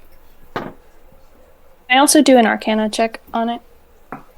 Do I for sure. have I seen the moon, or was that a Maury thing exclusive? Make an Arcana check, and then I'll tell you what you observe about My this. modifier. It was a Crescent Moon Hill, right? Was the description? Kind of, yeah. It's a bigger one, so there's like more of it's like you can't tell if it's waxing or what. I guess you could, depending on which side it was, but it's like there's more of the moon than there is, but so it's not like a small crescent. Okay. At an 18. He's 18. Okay. You can see that there's a couple people ahead of you. There's like that you see that same like sad human with the thick glasses that walked is now like gotten in the line, and is like ahead. There's a couple people ahead of you. I think as you reach out to like kind of get a sense of this thing, Nyx, you feel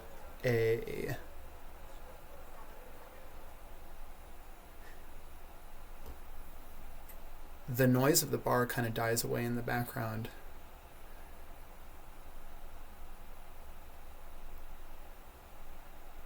And you feel like almost this tether.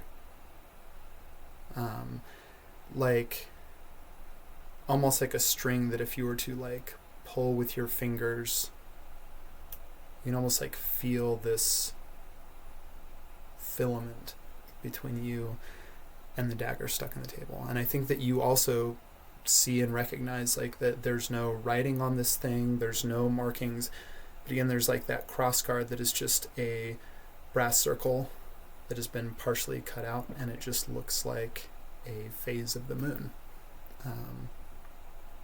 in the crossguard of this knife.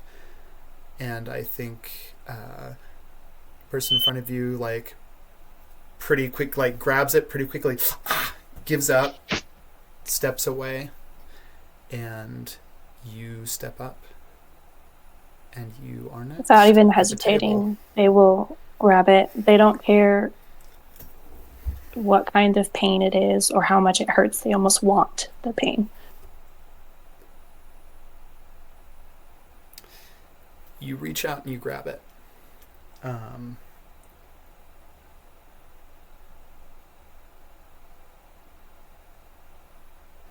going to have you go ahead and make I'm going to call this a wisdom saving throw. Go ahead and make a wisdom saving throw for me.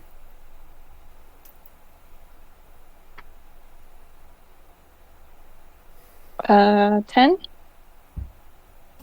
Okay. I'm actually going to reroll that. I want to use my point for that. Okay. 16. Okay. On a 16, you step up, no hesitation, you grab it. Everyone else that is like, you're all sitting around the table, you've kind of been eyeing Nyx and Lion. Maury, you're like right behind them as they step up to the table.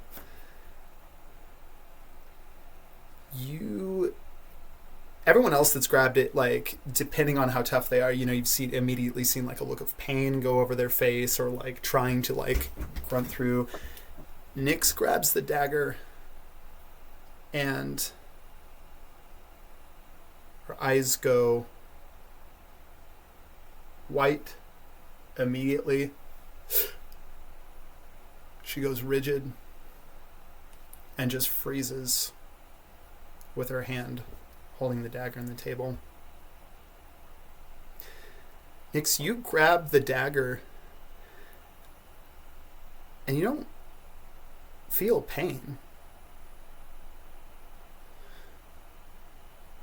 But the noise of the bar, the second that you kind of locked eye, the noise, it started kind of, and you notice you don't hear the chatter of the bar anymore.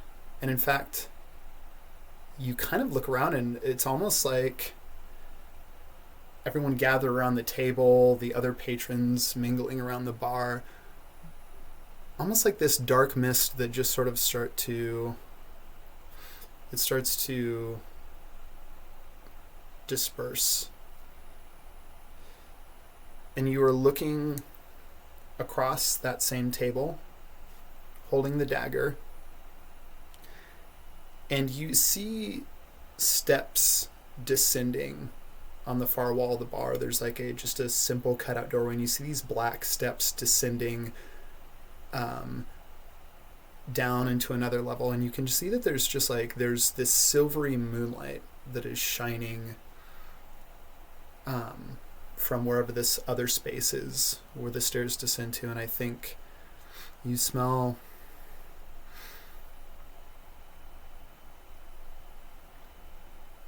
it's petrichor. It's like the smell of rain that has been falling on stone. You can kind of hear like crickets and night birds and things like that filtering out of that doorway in front of you.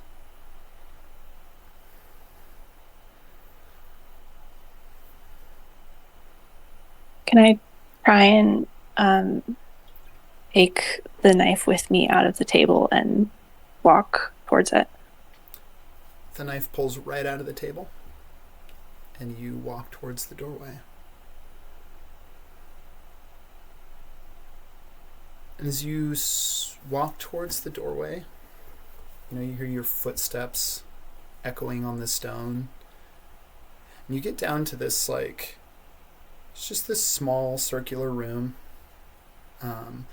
There's a little raised circular platform in the center of the room. And the ceiling, kind of directly mirroring the platform above it, there's this hole in the ceiling, and you can see that there's moonlight shining through, and kind of like wherever you are, maybe underground, but with an opening to the moon, you can see rainwater slowly dripping down off the stone into the room that you're in. And you look and you see a figure, skin the same as yours, wearing this kind of like almost waxy white outfit, but the cut of it and the mask that they have on is exactly like the cut of yours. They're a little bit taller. They also have these bright golden eyes that are like almost catching the light and looking back at you.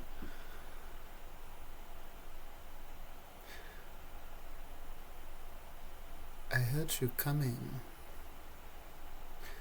You must learn to walk softer if you plan on sneaking up on anyone.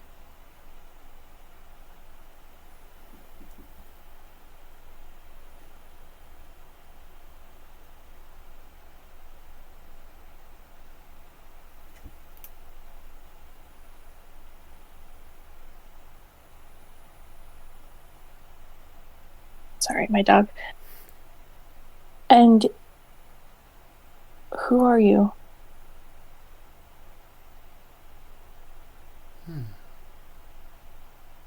You seem familiar.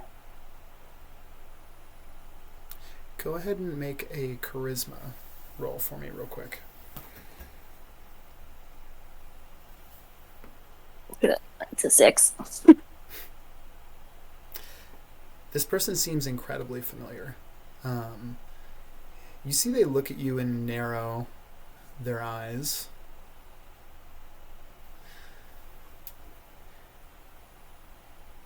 It is strange that you would not remember the one who taught you how to use that.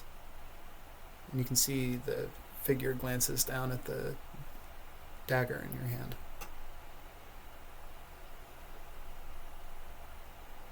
There's a lot I don't remember nowadays. If you taught me this, can you teach me again? Can you help me remember?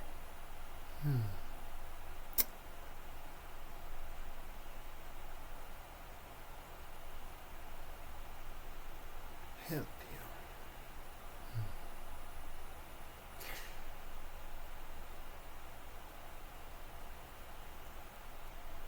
I am not sure what has taken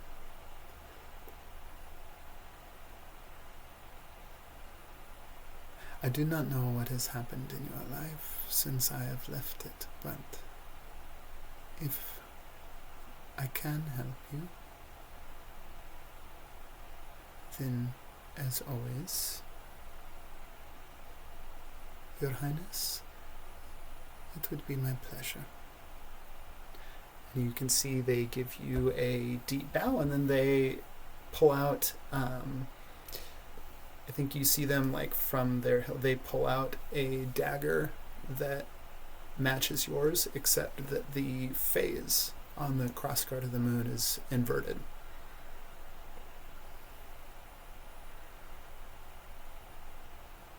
Would you like me to go first? Please. But give me your name.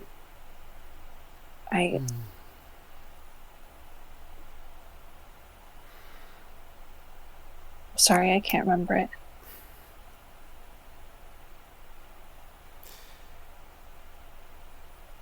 It is not your memory that I cannot recall my name, Princess. When I swore to become the Waxing Knight, I abandoned my name, and I have it no longer. But we shall help you remember yours. And hold on real quick. Ooh. You see they like quickly spring into action, just sort of like leap across the platform in almost this like one-handed cartwheel and spin around to face you and bring the knife down. What is your armor class? 14 currently. Okay. You can see the blade comes down so quick that you don't have time to raise a defense to bring up, and stops so close that you can feel it just barely touching your skin, and the cold of it just leaves this line that feels like it cuts even though the knife doesn't go into your skin.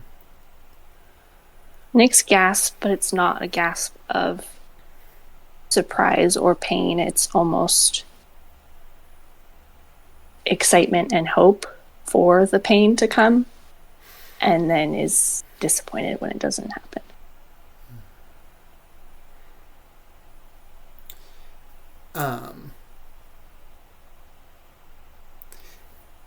You can see,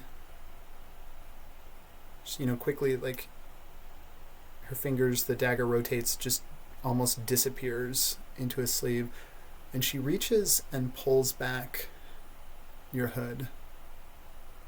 Nyx will stop it for a second and very much hesitate. It's just an automatic reflex. So then you have forgotten everything of where you belong.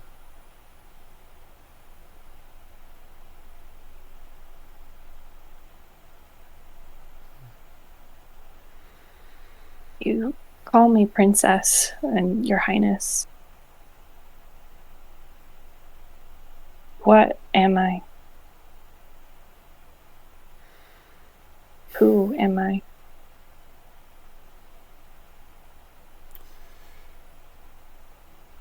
That, I suppose, is what we are here to remember. You can see she takes a step back and gives a small smile after like pulling down her own mask, and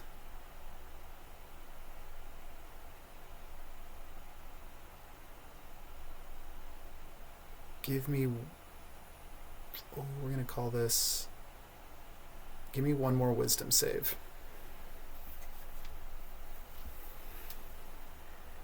Or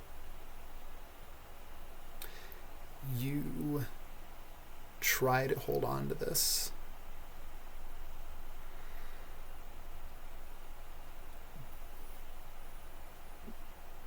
But you begin to hear the chatter of the tavern returning, and the moonlight begins to fade, and the last thing that you see is just sort of like the vision of this person smiling as they sort of just disappear into the moonlight behind them. And you take a breath. Nyx reaches out to almost like try and stop the illusion from disappearing. And that's Just what everyone sees you do flips is out take a between deep breath, yours. hands still on the dagger, still on the table as you like reach out to grab for it, and you are back in the tavern. You're still holding the dagger, but you don't feel any pain. And you see that everyone that is gathered around the table is just like mouths open, just staring at you.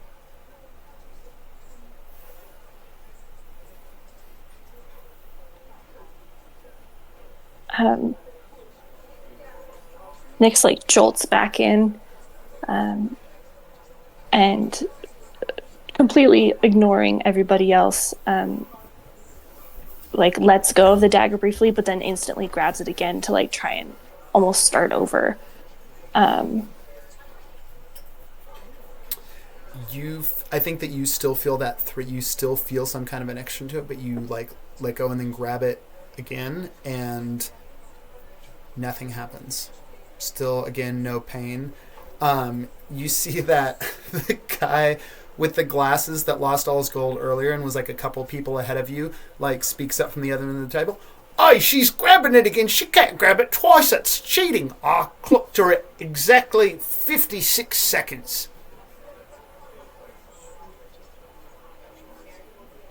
Can I try and pull the dagger out? Give me a strength check.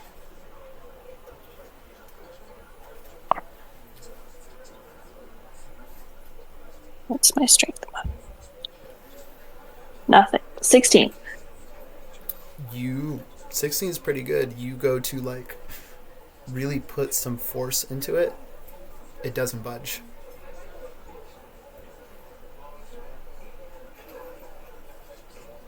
Atticus stares at that Cockney guy that yelled and just stares at him, like intimidatingly, like a shut the fuck up look. Go ahead and give me an intimidation check.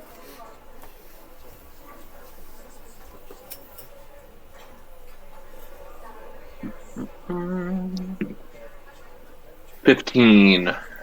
Yeah, you just see him melt back into the like he makes eye contact with you and just sort of like crouches down and just slowly walks backward until he disappears into the crowd. Nyx, still without acknowledging anyone else, is going to turn and look directly at Atticus, and Atticus, I need you to break that table.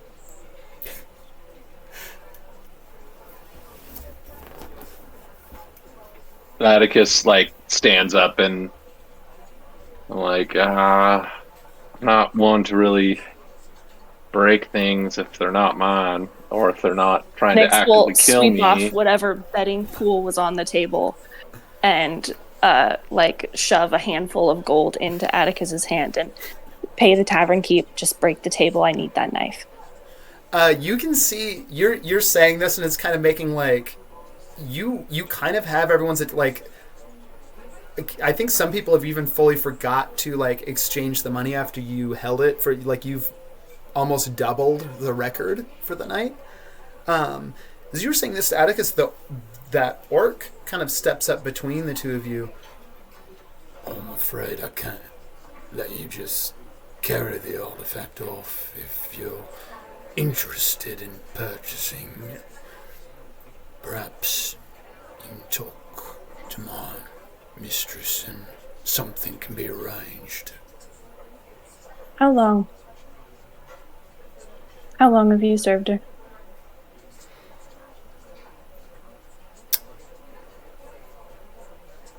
Give me a persuasion check real quick.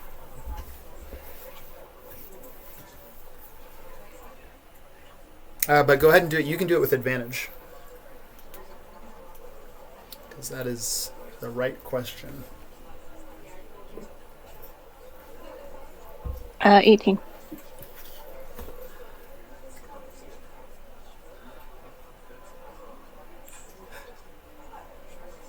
The orc looks down at you.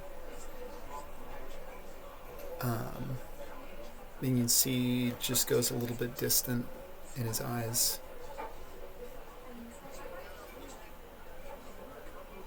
I can't remember. Then we have that in common. And what does she have on you?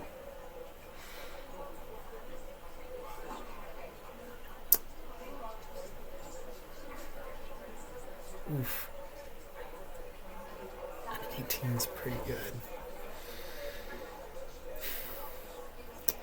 You can see the orc. Can Fauna like lend advantage in that she's already sort of I think won the orc over? Like she steps up and kind of like puts a hand on his arm. You could for sure, but because Nick's got to already roll with advantage anyway, asking the right question, you can't have double advantage.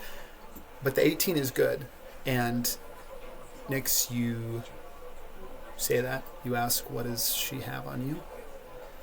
You see the orc reach slowly up and pull down. He's, kind of got this high collar to his black vest. He pulls it down just enough that you can see 2 bite marks at the base of his neck.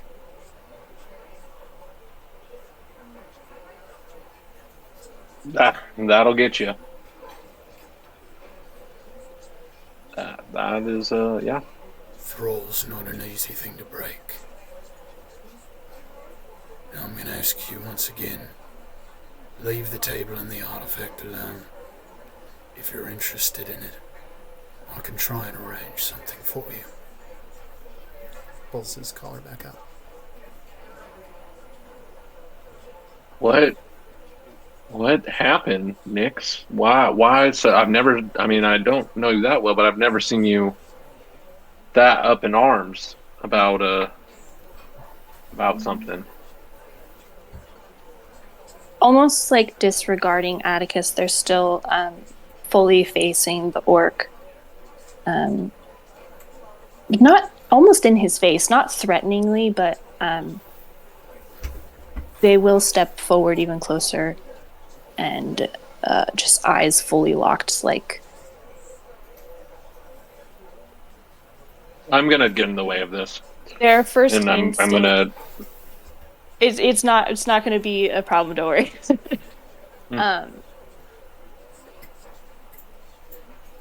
Their first instinct is to eliminate the so-called problem, but they feel a kinship with him. And I think we'll just say that artifact is mine, belongs to me. It belongs to... I know I am supposed to have it. Whatever you need to do to organize that meet, I will do it. You can see the orc kind of regards like the lot of you standing there. Or you're still kind of like in that line for the dagger too. I was going to. I just have this image of like while there's this really intense, heated conversation going on, Yeah. Mori is like climbing up on top of the table, and then like while he's climbing up, casts Shroud of Uldan, so he goes invisible for a minute, and like walks up to this dagger to try and like just pull it out. Okay, cool. Absolutely. So you go to grab it. Go ahead and give me a first thing you're going to do is give me a Constitution save, and then give me a Strength check. Oh, a nat 20 on the Constitution. Nice. 22. And then Strength check of -1. Hey, 16, so 15, not bad. Okay. On the 50, you go to grab it. You feel searing pain, like just almost like a dart in your like cut through your mind. You don't lose your grip. You go to like pull with all your might, and you cannot budge this dagger out of the table. Okay. Maury's gonna stop and just look at it, walk away. Yeah, I think the orc looks at all of you. Moy, I don't know if you're still like invisible out there. So if you're there, the orc makes eye contact with you. If not, like you're invisible and you're definitely free to follow him. But the orc looks at all of you, and looks back at you again, Nyx, and nods. Follow me. Nyx is gonna scoop up whatever whatever money is on the table.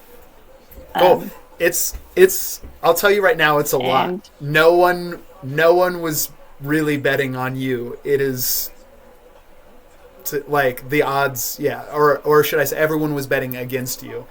Yeah, it's a lot. I think after this session too, we'll probably talk about, now that you're in a city, like the mechanics of like gold and how we're going to keep track of all that and stuff too. But yeah, it's a payday for sure. Well, they're gonna do this Atticus honorably, is which just- still making my mind up on if I need that money. Atticus is just gonna kind of take a step back and just kind of like look at Nyx, because doesn't know Nyx that well and doesn't know what's going on. And yeah, I think he's just gonna kind of walk away from it. He's got to think about stuff. Cool. You go Does to walk anyone away. Message, Fauna, do you I'm have message? I don't think so. I can communicate with the cat, but that's Okay. it. Okay. gonna look to the group and say, I think I've had enough time in this tavern. I know Vox is up there, but I think she has it. I need to go look on some other stuff in town. See what the other angle of all this is. If anyone wants to join me, they're more than welcome. But I'm gonna make my way out, and I'm gonna look at Bert and just be like, "All right, sober up, Bert. Come on." You can see Bert like is like about to like take another drink, and then sort of looks at you, and I think for the first does usually, but for the first time does like a very total, like just sort of like a low like sets the drink back down without taking a drink and nods and goes to follow you. So I'll split that way. So I'll say this real quick before we get to like what's going on with Vox and Mira. The orc is taking Nyx to also now go speak to Mira. Anyone that wants to can go with Nyx and the orc. And then Atticus, it sounds like, is heading out. So think about who you are heading with. And we are going to cut to that back room with Mira and Vox. I think you head back there. Vox, you know, it's just a couple doors down the hallway. You can see, you see Mira like reach up to it and kind of like traces. So you can see almost like this glowing as she like sort of traces this rune where like it kind of glows a little bit as her fingers begin to trace it, and then she places her palm on the door. You see the rune disappear and the door just kind of opens. She beckons you in. It's really well furnished. There's kind of this balcony to it too that looks out on the city a little bit. And there's a table already set. There's a bottle of wine sitting at it. Couple glasses, and she kind of like walks by it and takes the glass and walks out to the balcony and sort of like looks at you to join her. Can I just do a check to make sure that we're alone in the room? For sure. Give me a perception check.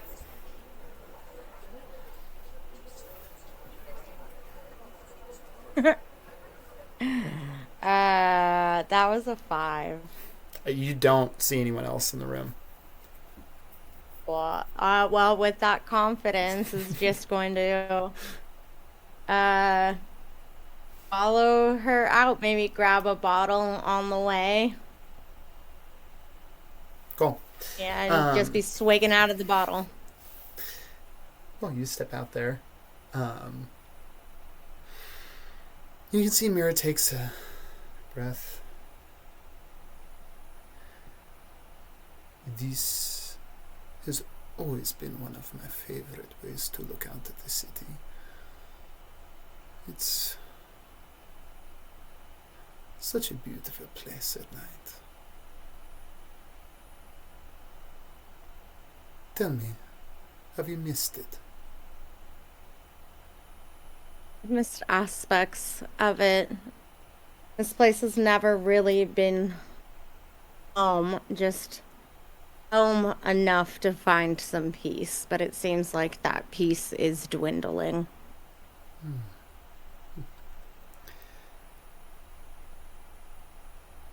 I understand that peace is a difficult commodity to keep a hold on.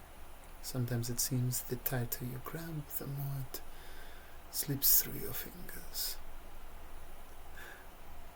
Speaking of slipping through fingers, you always had a knack for picking up this or that item that we had a need for. I think perhaps I can give you the information you need if you can track down an item for me. What sort of item are we looking at, Mira? I haven't had much time. I need to get this sorted, and I can't really go slipping in and out of the city right now with my face posted everywhere. That is a difficult problem, darling. I understand completely. And you can see the way that you're facing on this balcony is actually towards, you look out and you see the southern edge of the city, and in the distance you can see the river flowing, and it kind of reflects the lights of the city back at you. And on the shores, kind of, where there is a break in the canyon walls of the city, and it opens up to the shore, you see that enormous black monolith that reaches up taller than any of the other buildings around it. You can see the Black Mountain. And Mira gestures towards it.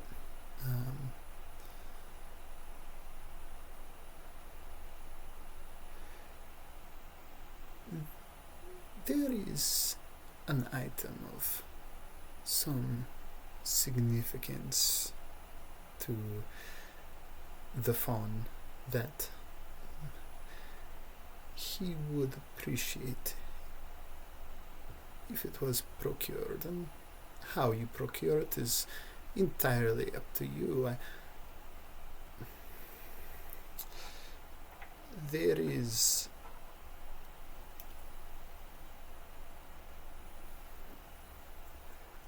a black orb.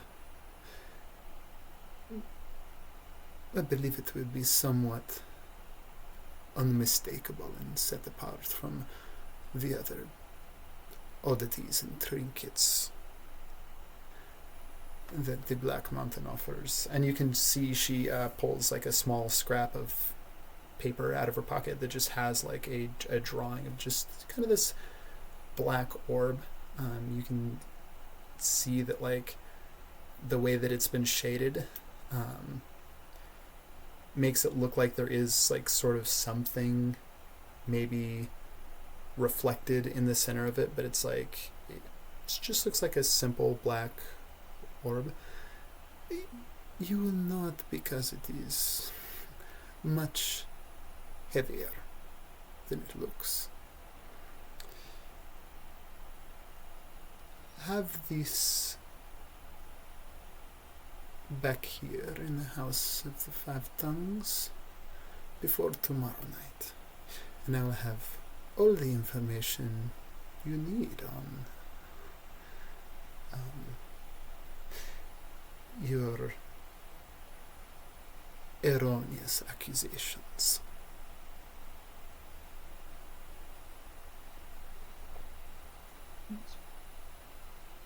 Mira. This job doesn't sound easy. Nothing you ever send me to do is.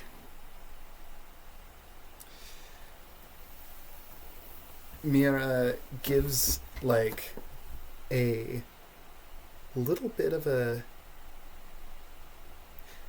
smile, and there's almost a little bit of like this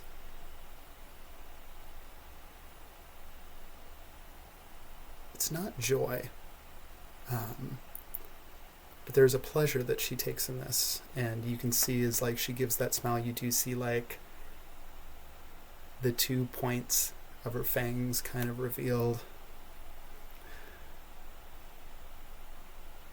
Darling, the information that you want did not come easy either. But I can tell you, it will be worth your while. You might remember the information that you were after that led you to steal that horse in the first place.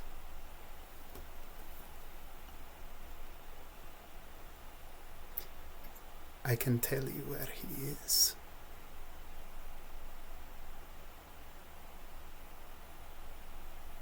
How about you give me a taste of information, and I'll give you my word that I will do my best to retrieve this orb for the rest of it. Give me a persuasion check.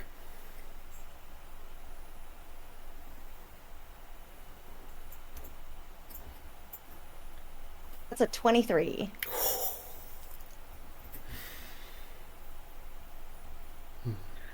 Fox is very charismatic.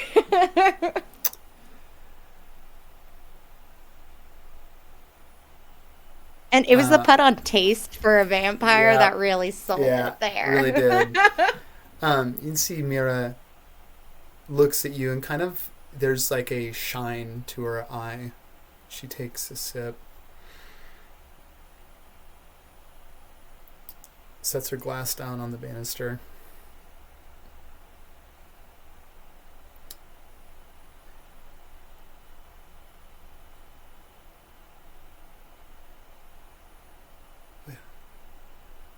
Obviously, the Lord Edresalt is no longer with us.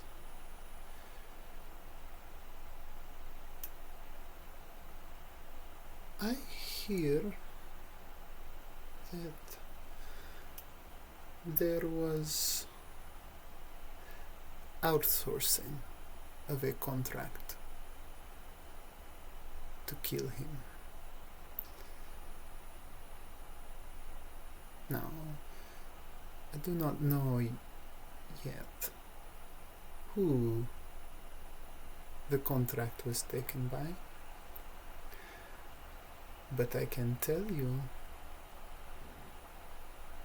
that no matter who took out the contract, your uncle was involved. So it would seem he continues to take things from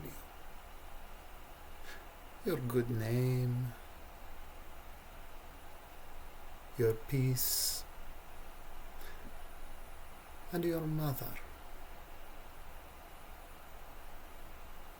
What do you know of my mother? And Mira leans in really close. Just a taste, darling. Bring me the orb.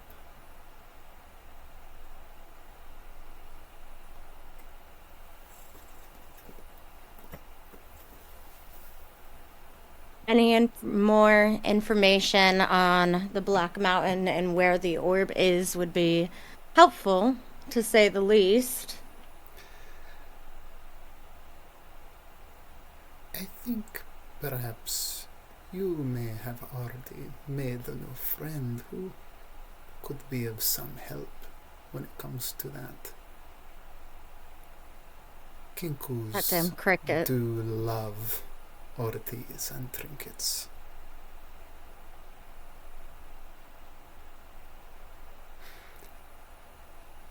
And I All right, think Mayor. you, like, with her finishing those words, you actually hear a knock on the door.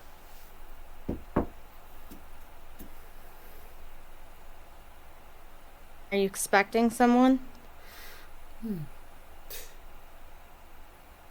There is one who may have cause to disturb me. And you can see she makes a gesture with her hand, and the door opens. The orc is standing there with it. Who is there? Anyone else that followed Nyx? Cool. I think Maury, not wanting to leave one of the party members just like off on his own, is making the choice of going with Atticus. Okay, cool. Fauna is going with the orc, partly to help keep an eye on Cricket and make sure it doesn't get murdered. Yeah, I just, when we were parting ways, I just grabbed Cricket and went, She's like, okay, good. Yeah, so Cricket is walking with have all fun of with you. that middle-aged bird. Very, very uncomfortable So sad. with the orc. And I think, yeah, so Vox, you see the door open and you see the orc standing there with Nyx and Fauna and that Kinku all in tow. Why are you guys up here? What? And I want to do just a, I guess, perception check to see what the energy is right now. That's a 13. Can I tell that Nyx is ending? And Fauna is fawning. Oh, that's cute. I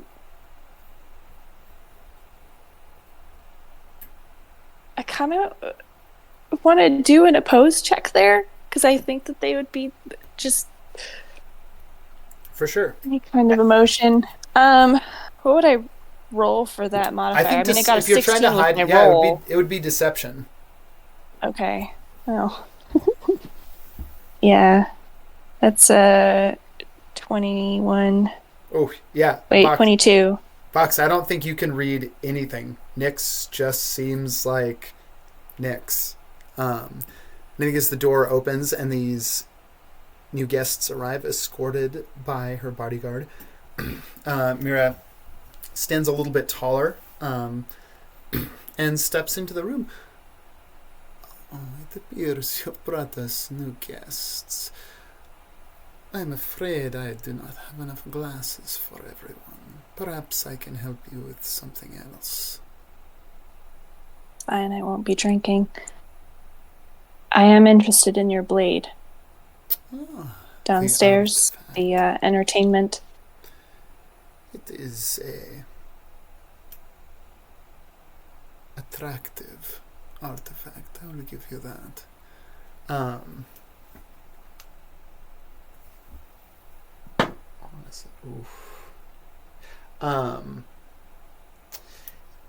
You tell me, is Nyx trying to like hide how much interest they have in the dagger right now. They're not trying to hide that they want the dagger, but they are trying to hide the fact that they are like emotionally invested in this purchase, Okay. if that makes sense. Cool. I think roll me a deception check real quick. Okay. She's trying to gain some insight on this. Ugh, that's a shitty roll. 14? With a nat 20 on the die, Mira Yeah. looks at you, gives that same, I think that same kind of like almost gleeful smile that you saw Vox, and I think all of you now like see the points of her fangs.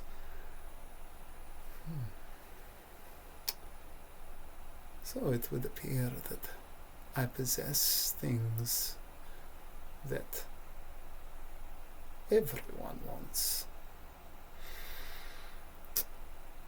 I think I have already made a deal with your friend that will give me something that I want. And because I am feeling so very generous, I'm willing to part with the artifact if you can assist our lovely Vox in bringing back what I need. Which is? And Mira kind of looks And back at Nyx you, will Vox. look towards Yeah. Vox, like... It's nothing big, nothing grand. Just a favor amongst friends, isn't that right, Mira? Absolutely, darling. Remember, Mm. until tomorrow night, Insight check on Vox. Okay, I can roll my deception. It's an 8, so you're probably gonna beat me. It's really not deception. I guess it is. That was a 25. Ooh, nice job. That was a nat 20. Dumb, Or, very sorry, 19. cold. 25. You can see as this is happening, like you're kind of trying to gauge each other. Mira sort of like sets her glass down, walks over to the orc, reaches her hand around to his shoulder, and I think no check necessary. Like Fauna and Nyx, you would see she sort of slides her fingers down the collar to where you saw the bite mark was from earlier. And she kind of pulls in close. if you'll excuse me, I'm getting a bit of a headache and I'm afraid I must ask you all to leave for the evening. You can find me here tomorrow once you have what I need, and I will be more than happy to give you what was promised. Fauna, before they leave, like sees that move that she just did and is like, if the errand that Vox is doing for you is so important, maybe you could lend us your muscle to make sure we get back safely. Roll me a She's like persuasion. trying to help out the orc. For sure. Roll me a persuasion check real quick. That Also, while is watching this, and while Fauna is saying that for the first time since entering the room, Nyx is betraying like the first hint of emotion, and like jaw deals and like teeth grit, and Yeah. she flicks like straight back up to the orc's eyes, and I think just makes eye contact with him, if he's even looking in their direction, and then looks straight at Mira, and they've decided something in their mind. You try to make eye contact with the orc. he's a million miles away. His eyes are almost like glassy, but not in the way that you think. Like, it's not even that he's under like an intensity of the thrall right now. It's more that he's just fully disassociating. Fauna, what was that persuasion roll? 16. Okay. Can Vox assist with that and just turn to Mira and kind of shrug and be like, show of good faith? Okay, yeah, go ahead and roll that with advantage. So, Fauna, you can roll again and then take the better of the two rolls. Oh, okay, that is 24. Hey. They talk. On a 20, yeah. Teamwork. Teamwork. Mira gives a smile.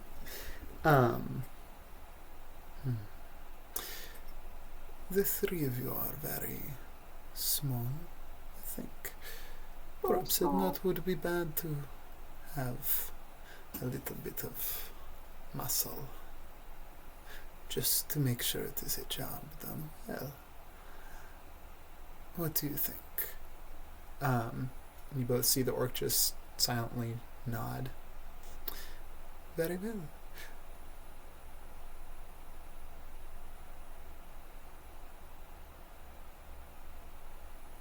All right, well, we'll leave you to your feeding rest. You know I don't ask too many questions, Mira, and I'll see you tomorrow night. I have always loved that about you, darling. So respectful of one's privacy. Tomorrow night, I will see you. Vox is just gonna start like shoving people down the stairs. Did not want the orc with her, but saw that Fauna did. And it's gonna be like, what's with this guy? We need to help him. Nyx is We need listening. to help him. She's heading straight to go find Perrin. Cool. And Tyler isn't here, but So I think because we're She's getting close, got the we'll probably name. play out. We'll play out one more scene of like what's going on with Atticus and Mori while this is happening. But a lot of you are headed down the stairs. You have a very large orc in tow and a very small Kinku, who's just sort of like very nervous that this orc is following you now too. Well, what's the You're- orc's name? Was that something Yeah, that what's- came up earlier? Or No one's got Can the I- orc's name yet. Fauna's gonna, after going down the stairs, Fauna's gonna ask the orc's name.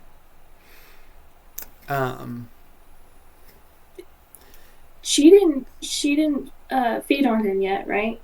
No. Or did she? Okay, cool. Yes. That was avoided. This time. Yeah, you ask the orc's name, and again, just since he left the room, has been very distant, and just kind of without looking at you, Fauna just says, She took it from me. What name Whatever would you it like? was, it's gone. Yeah, we have to call you something, so what would you like your name to be?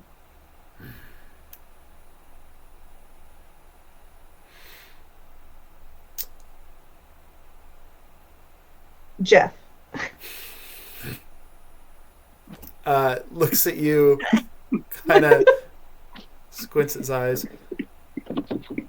Is that mean Jeff. anything where you come from? It's just a good name. Well,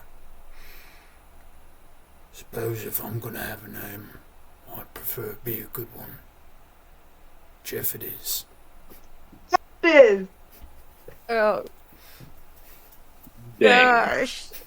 Jeff the orc. Aaliyah, why did you pick the, like, I have one big male enemy in my life, and his name is Oh no! Wait, you do or no! Vox does Jeff. or Me Q? as a player. Me, Q. I don't know. We can change it to something Maybe else. this will. No, Nope, it's too late. fine. I'll just. It's too late. the redemption arc that in real life Jeff will never know about. Oh my god! It's sealed. It's Jeff. My name is Kia. We cut from that scene as you descend the staircase to go try and track down Perrin. We cut to a very drunk Bert stumbling out of the bar ahead of Atticus and Maury. Atticus and Maury, where are you headed?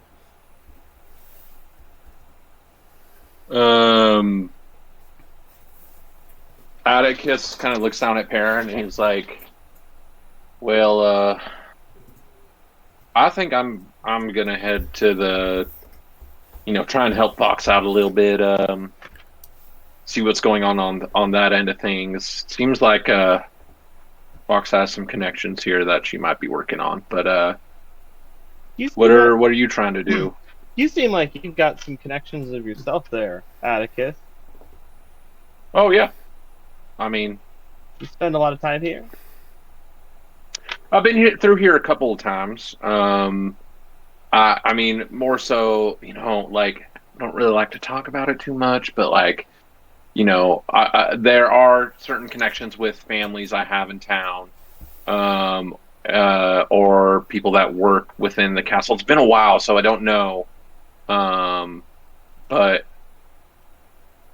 hopefully I can find something out on the other end of things. And, but yeah, I mean, I come from St. Florian, so, and my family ruled it for a very long time. So the last name of Phoenix carries a little bit of weight in certain parts of the world still. Okay. Well, where are you thinking you're headed to then? I'll interject real quick to tell you guys. So, Atticus, your roll was you got a 19, right? When you did that perception check earlier, or was it a 16? For like connections in the just city, like notoriety. Yeah, I think it was a 17 actually. 17. Yeah. Okay. Okay, I wrote it down wrong, so I wrote it down as 19. I mean, yeah, I can tell you for sure. Like, I can tell you a couple of the connections that you have, and then you can make your decision based off that if you want to. Yeah, for sure. Okay. That sounds great. I think your two closest, obviously you have a few friends here and there. The two most influential connections, though, that you would have in the city would be, one of them is, so there's in this city, there's a lot of different districts, but the two where you have probably your closest contacts, one would be just kind of the noble district, and the Phoenix family has history with the Orisander family, who kind of occupy a pretty large estate in the noble districts, and I would say even for the nobles there, they're pretty high up, both just in their wealth and the size of their estate and their political influence. I will also say that your other and maybe even closer contact than that is in the Hearth, the Sundered Hearth district, which basically most, if not all, of the blacksmithing that kind of takes place in this city is all in one large area called the Sundered Hearth. It is basically this massive furnace that there's a large set of small circular buildings that work around, and it is kind of it's all independent blacksmiths that get sometimes contracted by the city itself to make things for the Salt Army, but they're all working for themselves, but they do all share basically this enormous forge that basically makes up the heart of this thing, and then everyone kind of has their own little space surrounding this enormous thing. And probably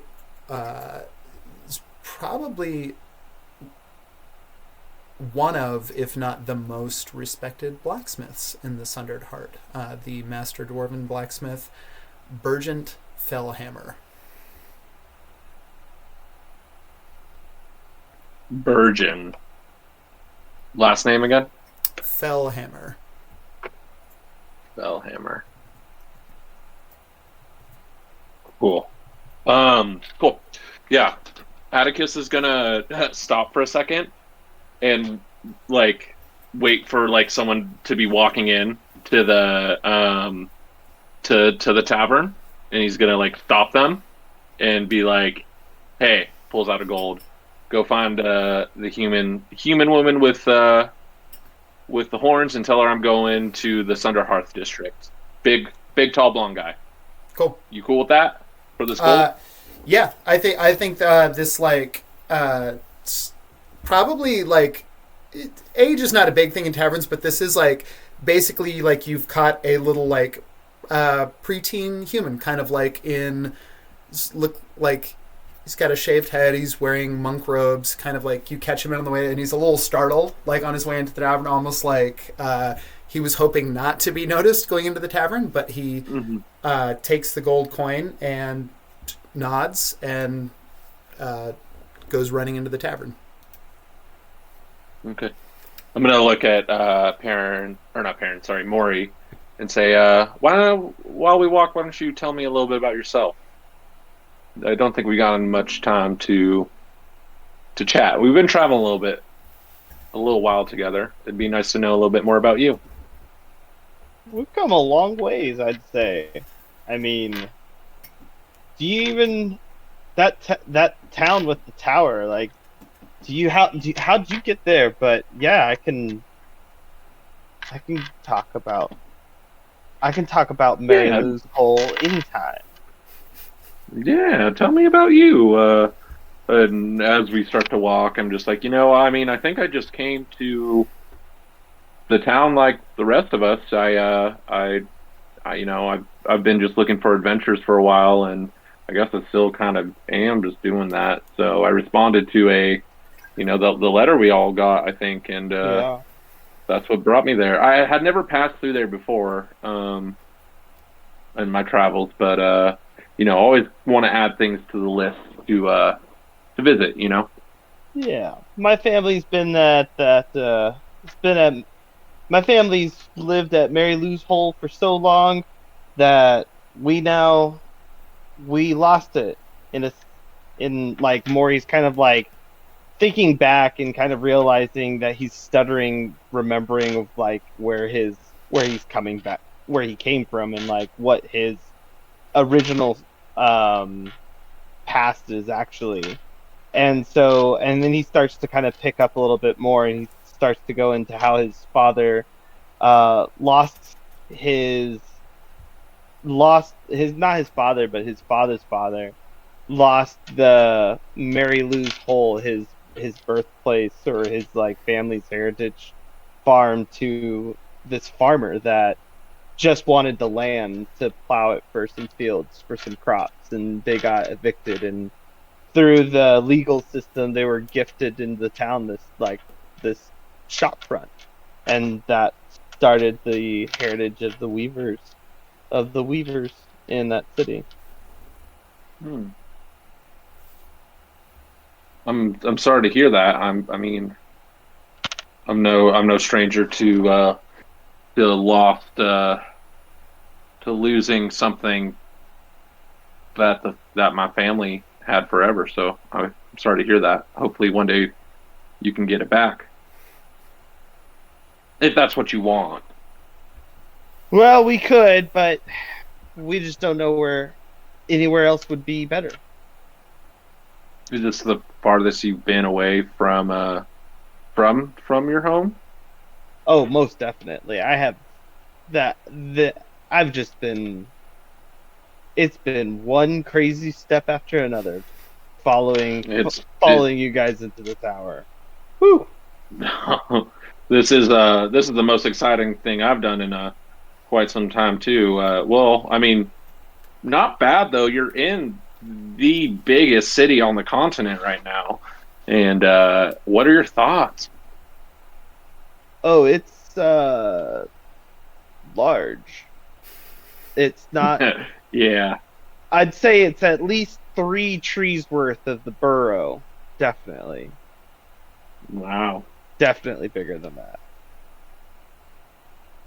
Yeah, I mean, you'll find things here that you would never believe. I mean, you'll see people that you've never seen them look like that before. It was eye opening for me. So I hope you see this and think it's cool and learn a thing or two while you're here.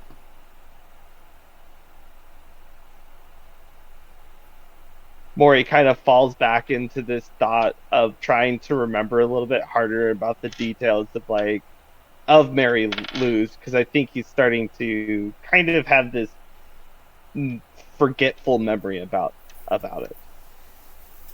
Yeah. Give me an intelligence check real quick. Ooh, that's a 19 plus 1, 20. Oof. On a 20, you start to think back, and in concentrating on it, you feel a warmth come to mind, I think. And you realize, you recognize the feeling. It's something that you haven't felt in a long time, but it is like that warm, almost joyful satisfaction in very simple things. You remember the feel of running different textiles through your hands. You remember what it felt like to kind of stand in the doorway of the shop at the close of day, pipe in hand, just looking out and reflecting, watching the people in the town go about their business. And as you try and think back harder and remember Mary Lou's hole and the berry patch and your family, think the thing that comes to mind the most that you remember, and it is a warmth, I think, that you sort of feel flush through you. You remember the face. You certainly remember the smells and sights of the dinner table set for family dinner every week, where you would make the trek from your shop to, head the few hours back to Mary Lou's hole, and I think the thing that sticks out the most is the face of, I think it is the smiling face of your grandfather, Maurice, who your name comes from. His eyes twinkling, just smiling at the head of the table. Every week just so pleased that his entire family was back there under one roof.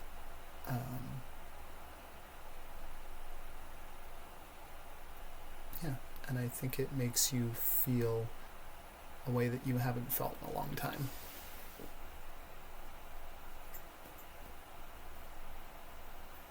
Okay. And I think with that, we're gonna end the session there with Atticus, Bert, and Maury headed for the Sundering Hearth, and the rest of the group trying to track down Perrin in the tavern before they get the group back together and let them know that they have agreed to a heist, or at least some kind of thievery while pretending to do otherwise at the Black Mountain. Nix has some secrets. Ooh. Juicy. Yeah, and we'll be back again in 2 weeks. Yeah, sounds good. All right, y'all. I have to go because I have a flight in 4 hours, so I need to go to bed. Oh goodness. Rest up. And it's so